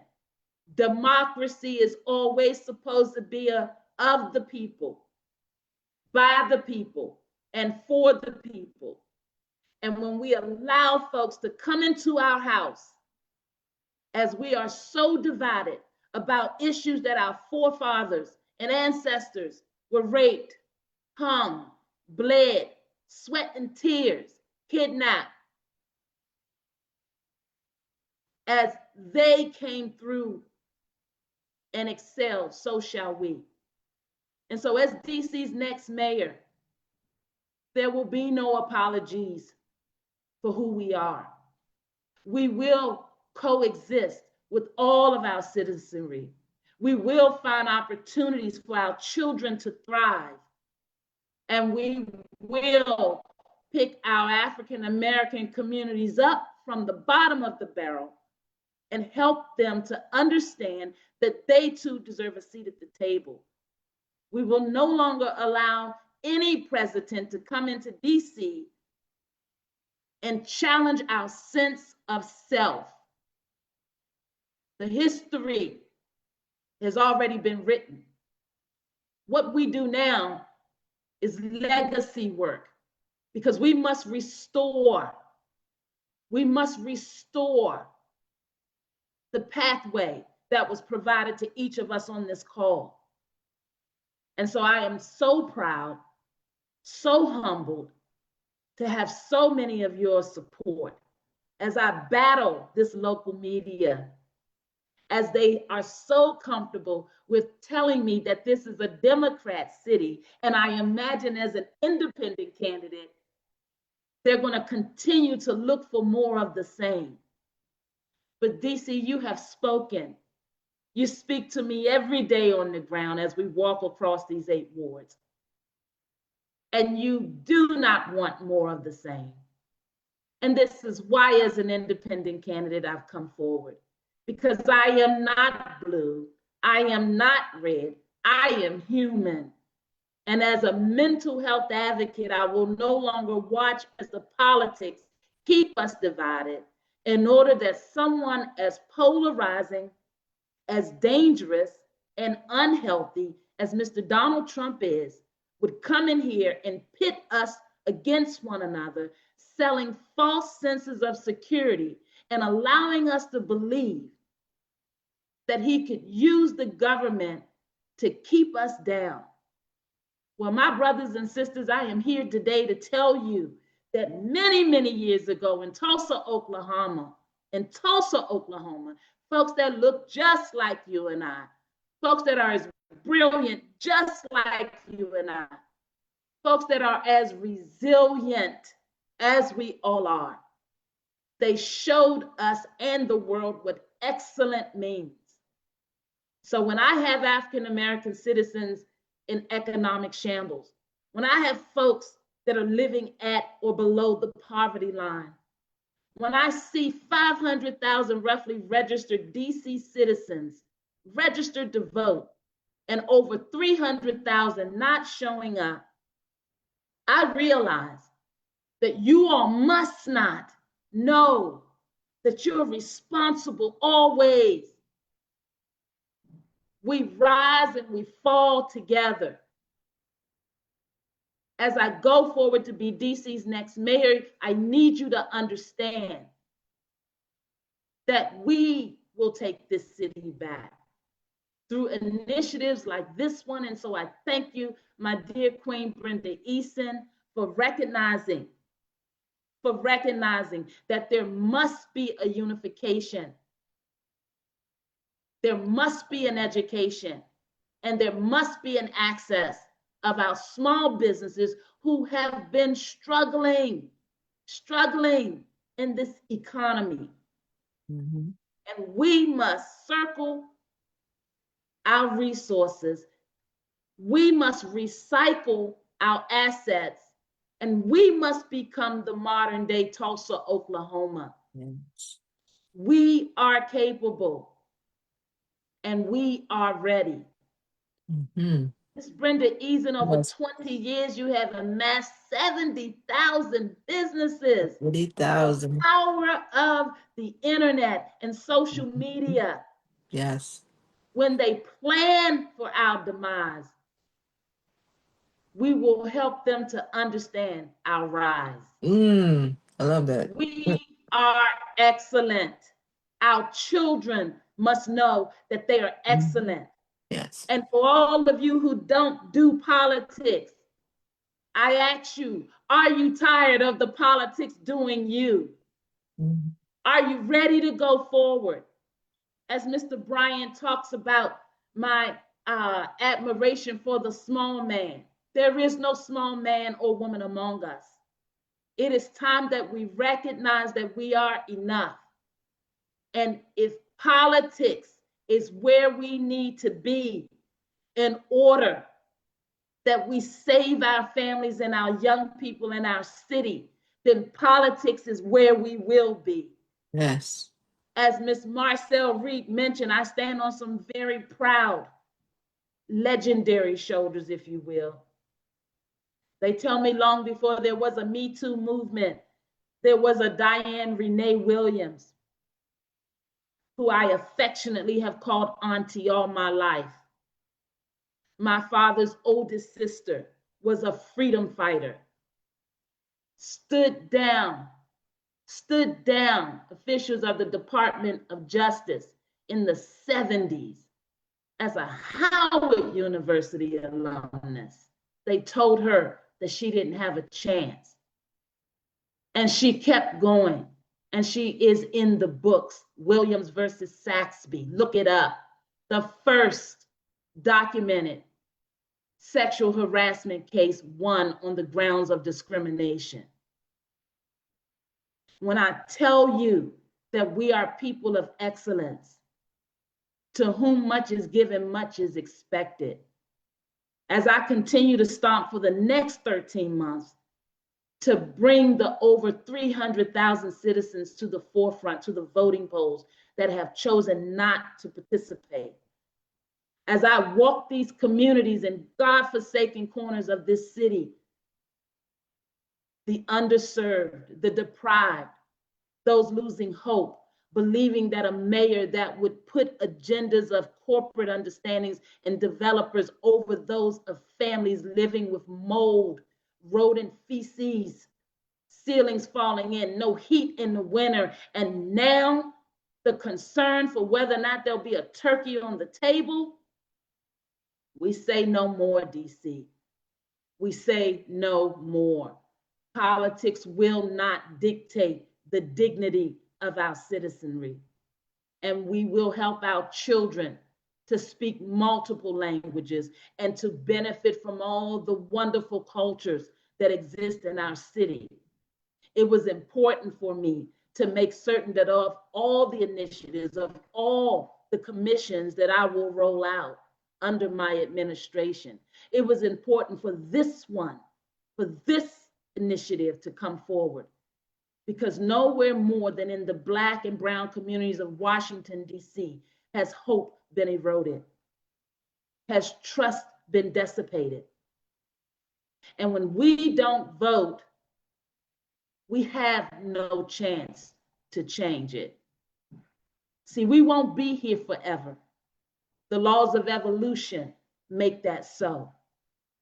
And so just as our forefathers and ancestors demonstrated excellence in Tulsa, Oklahoma, I am very excited as an over 3-decade small business owner, first in real estate, as Coldwell Banker's first African-American real estate broker in Prince George's County. And I should say franchise broker in Prince George's County. And now as an insurance broker, understanding that the introduction to wealth began for many, such as Mr. Trump, with the understanding of insurance. See, when you show up to a city and you don't know people's education and you don't know the understanding of what they've been exposed to, then you cannot understand their culture or their nature or their failures. And this is why it is up to us to make certain that we are at the table. And so I am so humbled with your obedient, I should say, and disciplined nature today to sit through so many hours of wonderful content. I cannot thank you all enough for all of the time, respect, and for understanding the assignment. You heard the mission and you showed up. And that is so important in a Washington, D.C., where a president, a sitting president, would dare threaten to remove our history. Did he not know who we are? Does he not know? Does he not know that that was all the motivation that was needed to wake this town up, to wake this media up, to wake this failed local leadership up? The time is now. And if not us, I ask you, each of you, then who? You see, I'm ready. I've got an uphill battle because this town is as clicked up can get. But see, that doesn't work. They failed. And we know they failed because we're watching a president and a Republican administration come for our autonomy at a time when so many of our citizens are not educated about what the Home Rule Act is. That's dangerous. At a time where they would allow you to believe that someone such as myself, an independent candidate, lover of this city, daughter of this city, could not come forward and help to bring the necessary leadership and balance needed to address all of the failures that are before us. Our streets are rife with family members and citizens and community members who are struggling with mental health challenges. We have a U.S. attorney that's deciding that we should fill up our jails with our 14-year-olds and try them as adults rather than understand how we invest in programming, understandings, and resources to help nurture these young minds, give them opportunities to serve their country, get additional education and skill and trade sets, or go to work beyond putting them in a jail cell where they will not get the mental health needed for their young minds to grow. You see, it's something to be said about leaders that forget that they were once young and exposed to negligent decision-making. You see, Miss Jeanine Pirro is showing up in our communities across DC as this U.S. attorney, heck bent on locking up our young people. No, they should not be committing these crimes, nor should they be coming out of communities and understandings where there's no proper rehabilitation or proper allocation of monies meant for their living. See, these politics can be very dangerous in the wrong hands. Power can be very corruptible when citizens don't show up to vote and hold local leaders accountable.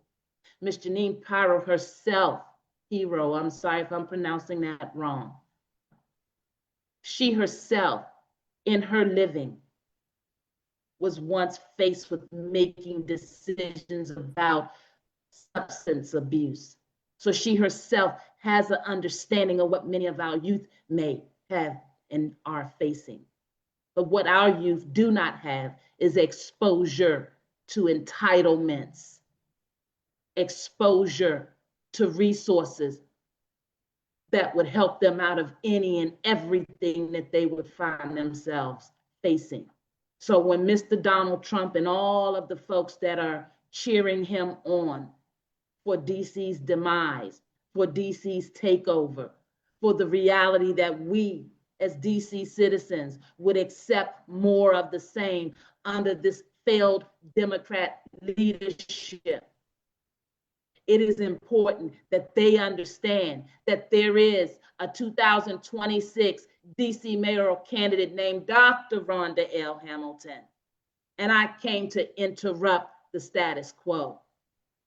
You will not show up in our city and tell us that our children are born to be criminals and threaten to fill our jails with our youth, put National Guard on our streets, and expect that we would not call out your failure of leadership, your failure of understanding that democracy is to be inclusive of all, and you will not continue to erode our rights and keep us divided. Black Wall Street DC, Operation Save DC is needed now more than ever, because we must show up and help our families to get back on track and take our narrative back from the world that says that we are not capable of governing ourselves in a civilized understanding that would not require that they would continue to threaten our local sovereignty, therefore our rights. DC is proudly diverse, and we're going to grow and build as a result of that. So I thank each and every one of you today for understanding and heeding the call. We are a broken nation's capital, but by no means will we be a quiet nation's capital under my watch. Ladies and gentlemen, thank you. Thank you from the bottom of my heart. And I guess I've said too much because now I need some water. Brenda, Yes. Open the discussion, please. Yes, we will be having an open discussion now. As you guys know, Black Wall Street DC is a movement dedicated to building sustainable Black wealth, empowering local communities, and fostering economic justice through collaboration, accountability, and integrity. So what we're going to do at this time, we're going to open it up for public discussion, comments, questions, and remarks.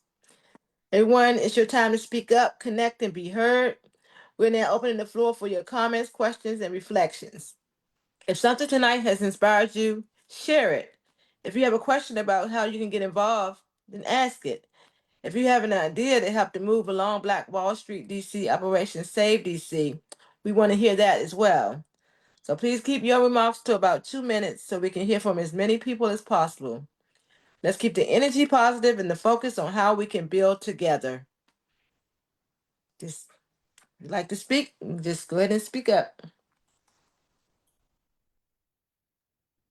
Again, Yes, everyone here. ma'am. Yes, ma'am. I had raised my hand, and There you go. thank you, Okay. sister. Like you said, 2 minutes. Mm-hmm.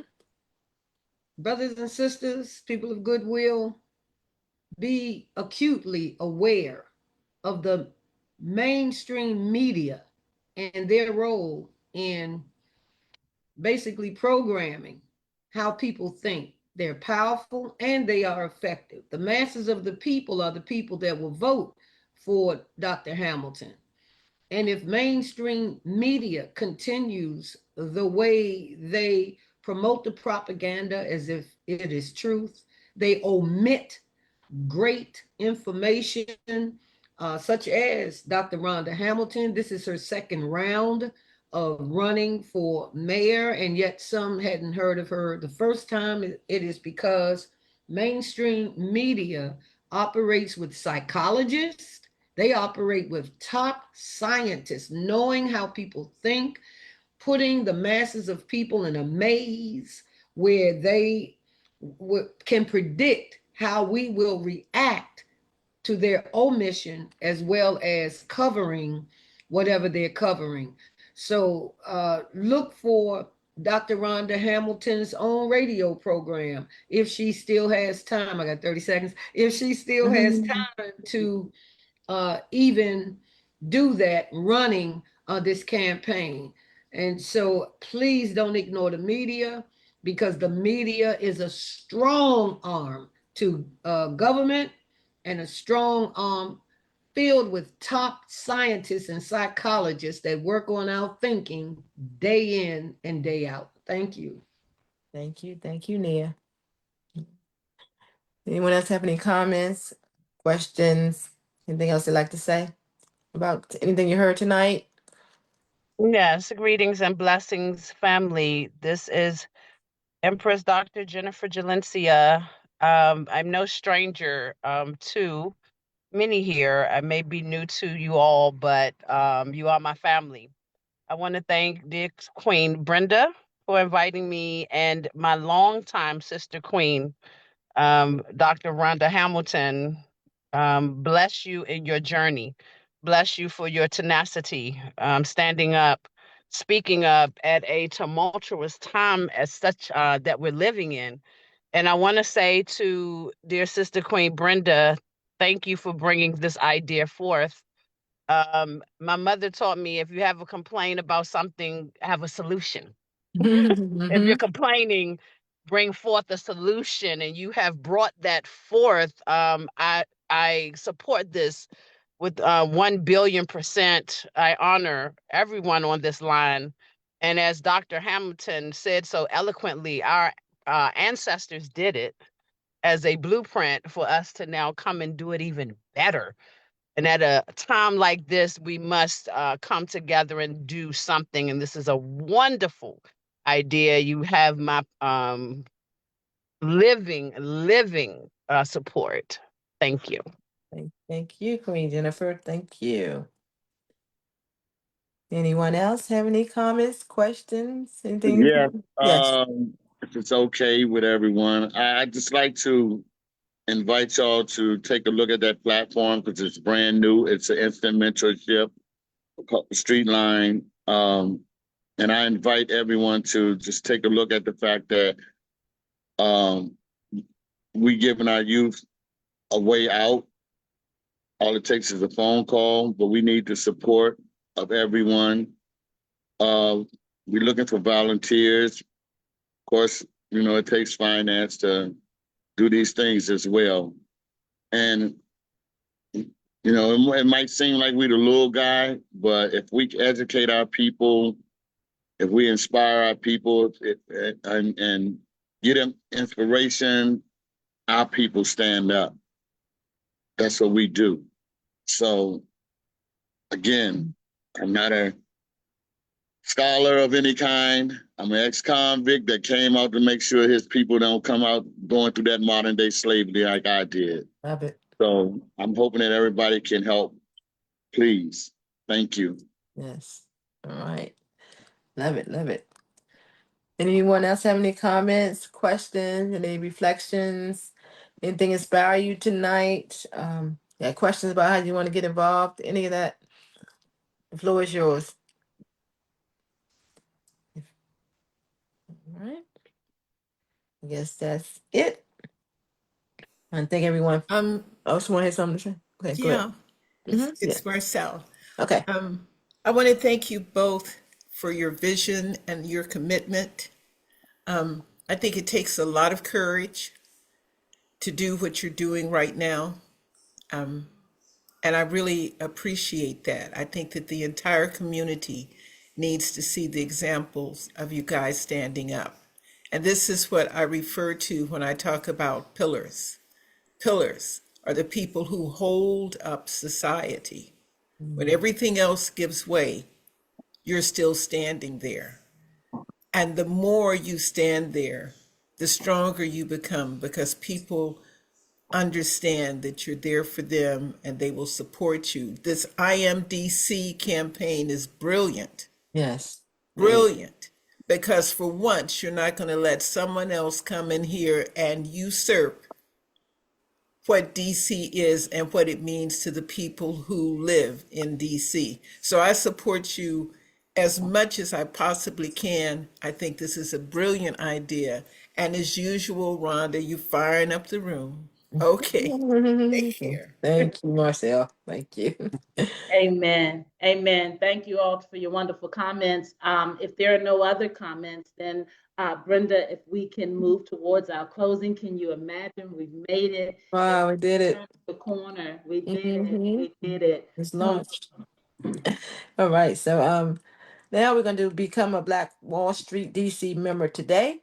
We have Economic Advisory Team of 2026, Rhonda Hamilton for DC Mayor. And that would be Mr. Timothy Jones. Would you please unmute? And it's Dr. Donna and Donna Winbush. I'm so sorry, Donna.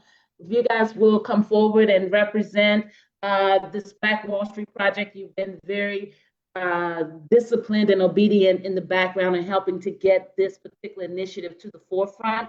And so we think it's only befitting that we hear through your vision as my members of my economic advisory team, what the Black Wall Street DC Operation Save DC initiative is designed to do and how others can get involved. And thank you so very much for your service. Hello, can you hear me? Yes. Yep, I can hear you. Yes, this can you see me? No, I can't see you. I'm hitting the camera. I don't know what's going on with me. It's I'm always okay. having that issue. But It's I all would right. still say something and let Donna finish it up, or I could speak for both of us. So the problem is going after Dr. Rhonda Hamilton. That's the issue we have here, right? And when I seen that as on the schedule, I was like, what's going on here? And so I'm excited. I remember when we first started to look into this, Don and myself, we was brainstorming, and then we came to Dr. Hamilton with this ideal and what she gave us to work on. And then we presented it to you, Brenda. And so we started, from the bottom, now we here, they say. Mhm. Right. Yes, And yes. so today it's more important. So today is more than an invitation, it's a calling. A calling to step into a legacy built by those who came before us. A legacy shaped by men and women who created greatness with far less than we have today. They didn't have the blueprint. We have the blueprint. Most people know about Tulsa, and I heard a lot of people talk about it, but very few know about Asheville, North Carolina, a city where in 1893, the Young Men Institute, YMI, if you guys look it up, became a beacon of Black enterprise, where shoemakers, doctors, real estate owners, barbers, grocers, taxi drivers, families built a full self-sustaining economic ecosystem. And what they built didn't just survive, it thrived. More than 1,000 homes, more than 10 grocery stores. That's more than what we have in Ward 7 and 8. Beauty shops, barber shops. Back then it was called filling stations. Now we call them gas stations. So they had 5 of those. Hospital, hotels, doctor office. A vibrant community of nearly 20,000 Black residents.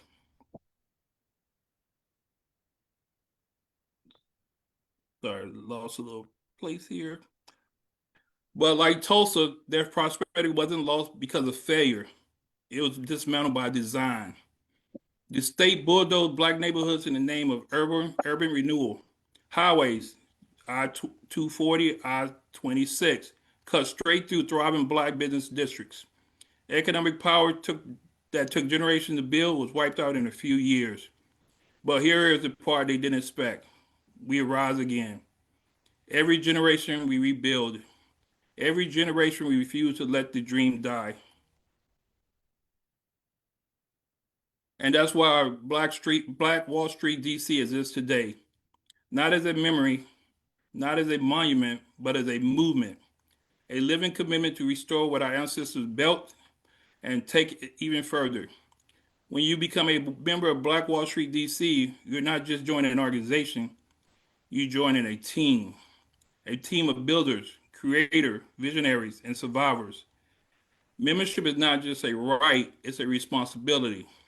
A responsibility to uplift one another, to circulate our dollars, to build wealth within our neighborhoods, and to ensure our children inherit something greater than what we received.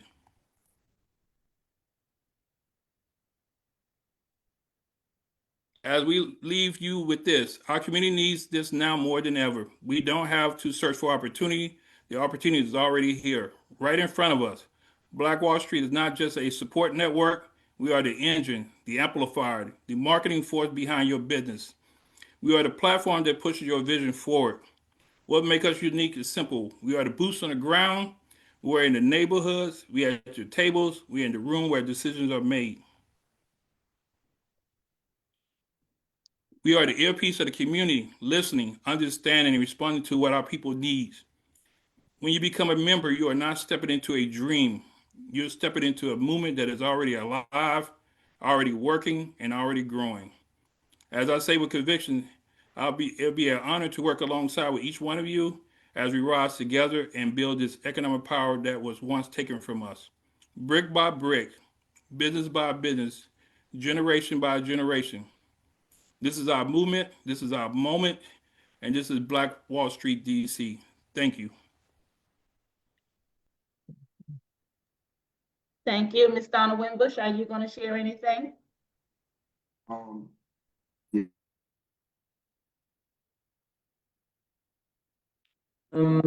Okay, I finally found the unmute. Good evening, everyone. This has just been an awesome platform and opportunity. I just to kind of piggyback on what Tim has already said. Hi. Coming behind Rhonda is never easy, but coming behind Tim is just as bad because between the two of them, they're lyrically sound and I'm really not. So, but I would just like to add that launching this platform is really critical for us right now because as Black empowerment is needed and as our children are really needing an opportunity to show what they're capable of doing and having a strong platform to create those environments. They need us to be their,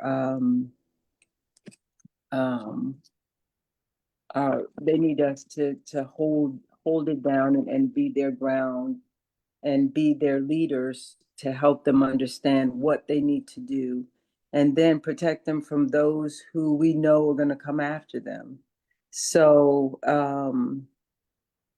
as Ricky was very, very open and as to saying that in his exposure as a youth, he turned out in a situation that was not very productive, and the world is definitely set up for us to be that way. And so our children need us to come together to create a platform that will build businesses in our communities that will support them, that will allow them to have resources, because several of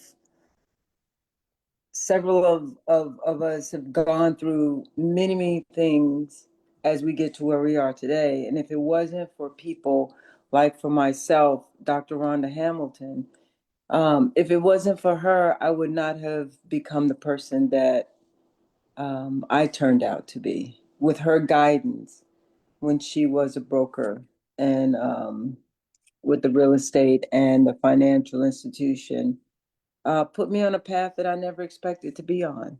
And so to have someone to lead this city where we are today, to allow us to create a Black Wall Street where we can promote Black businesses, where we can give each other an opportunity to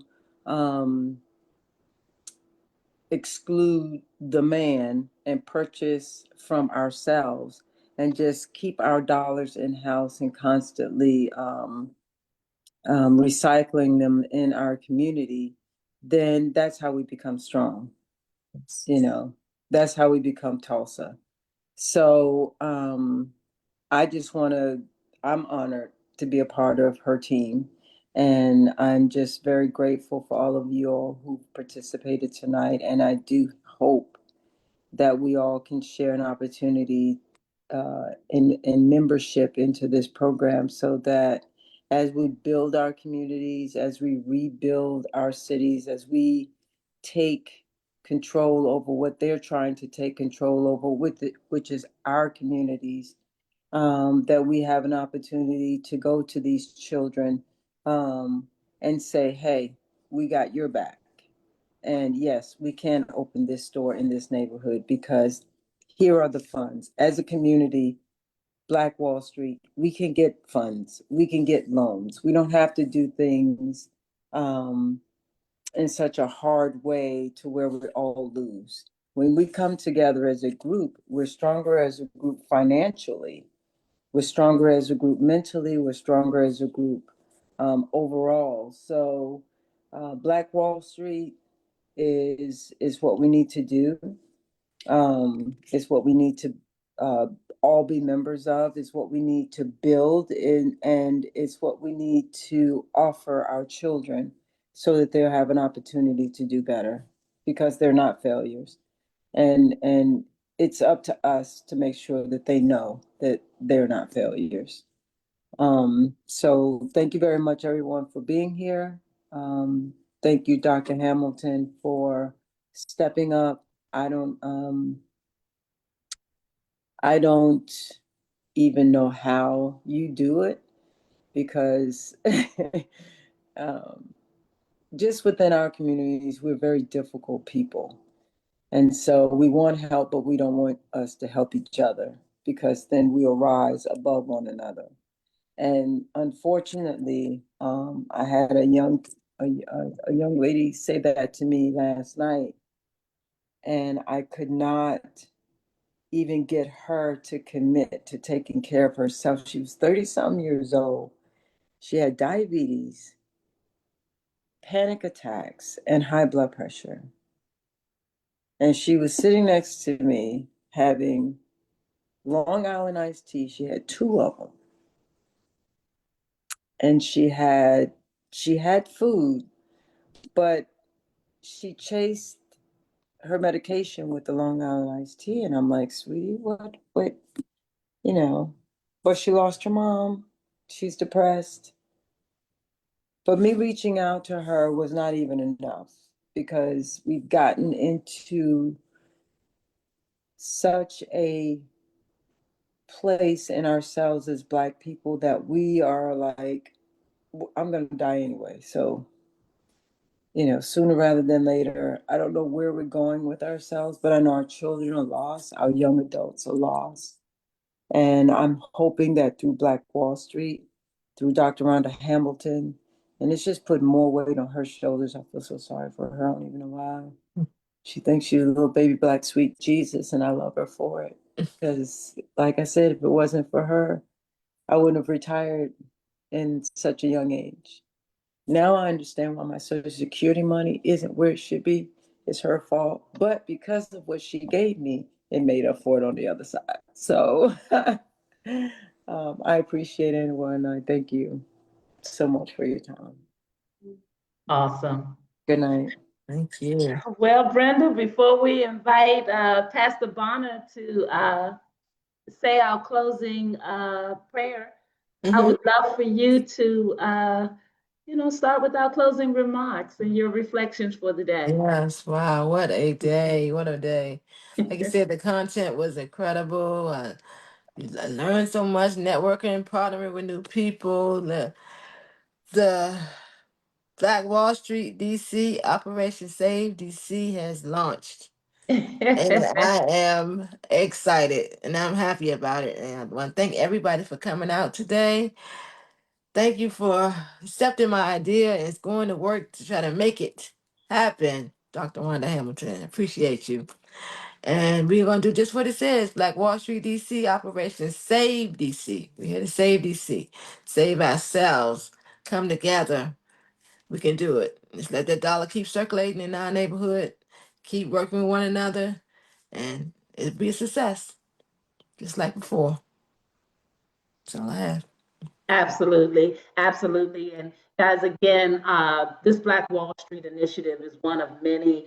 I want you to stay on the lookout. I will next unveil my commission on wellness because, as you heard Ms. Winbush explain, we still have citizens that have very reckless behaviors, and that is not from a space of judgment.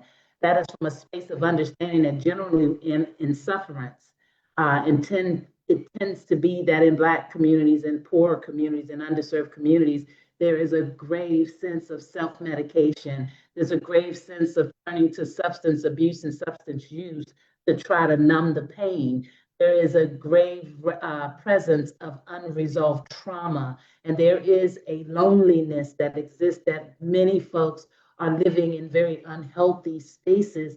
And if we can put unity back in community, we can hold government to the lives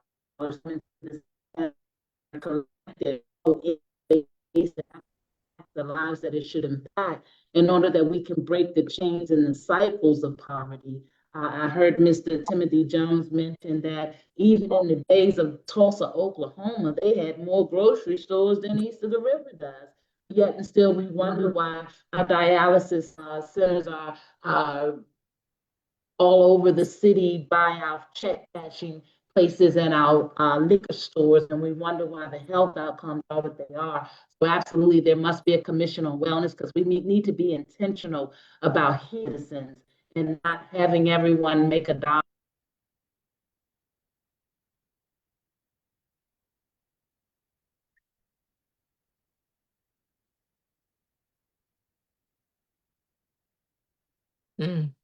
Hello? Yeah, I Is I think we still lost here? her. Yeah. We lost her? Yeah, I think Okay. so. All right, let's see. See who else is on. We were luckily we were at the end anyway. So again, I just want to thank everybody for coming out today to help us celebrate the launch of Black Wall Street DC, Operation Save DC. Hopefully you'll look more into it. I see she's coming back on. You can find more information at Rhonda Hamilton, the number 4, DC.com, and then you'll see Black Wall Street DC. All right. Brenda, I guess All I right. met my quota. I'm tapping out over here at the hub in the community. It's like for you all to go to Rhonda Hamilton, RHOND Hamilton, the number 4 DC.com, and find out more information about Black Wall Street. On the horizon is the 30 Days of Giving initiative, which is going to happen, kick off on November the 22nd. We're excited because we're going to join our dear queen who was on the line here. Oh, she's still here. Jennifer Yes. Delancey Muhammad, who's very humble and very just wonderful at helping the citizens. She's been dedicated to show up every Saturday with her team of wonderful supporters and volunteers to get them fed. They throw home, what is it, when they move into their housing, they get to have a housewarming party. She puts it on the network. If they need it, she'll find it for them. And so empowerment doesn't get any better than that. And so again, we have wonderful, wonderful tools and resources amongst ourselves, and it is time that we put that to use in order that we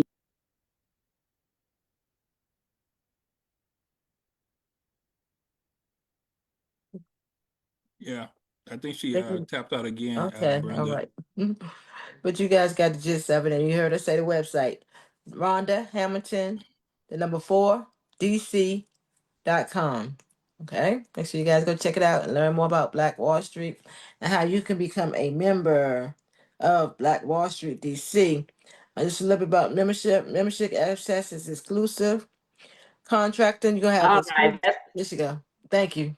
Go ahead, Pastor Vaughn, pray us out. So I guess I really am overdoing it. Thank you all once and again. Thank you so very much. I'm very honored. Rhonda Hamilton, the number 4 DC.com, emails for the next rollout of our next event. Pastor, please pray us out of this wonderful event and that we continue to have success. And thank you, my Queen Jennifer, for the work that you do. Looking forward to joining you on Saturday, November the 22nd, as we kick off our 30 days of giving. Thank you so much for your love and support, my dear sister Queen and next mayor, Dr. Rhonda There you Hamilton. go. All right. See you soon, Jennifer. All right. All right, guys. Thanks again. Make sure you can leave in the comments any comments that you have. If you guys want to network with one another, you can put your information in the comments. And that's about all I have for now. Goodbye. Thanks again for joining us for the launch of Black Wall Street DC, Operation Save DC. Brenda Eason, signing off. Thank you. Thank you. Thank you. Thank you. Thank you as well. Dr. Be Rhonda blessed. Hamilton. She just texted me. She said, tell everyone thank you for her as well. Dr. Rhonda Hamilton, for Mayor of Washington, D.C., 2026. That's All right, right. guys. I had to put that on Right. there. All right. All Bye-bye. right, everybody. Have a blessed night. You too. Bye-bye. Be blessed, everyone. You too. Thank you.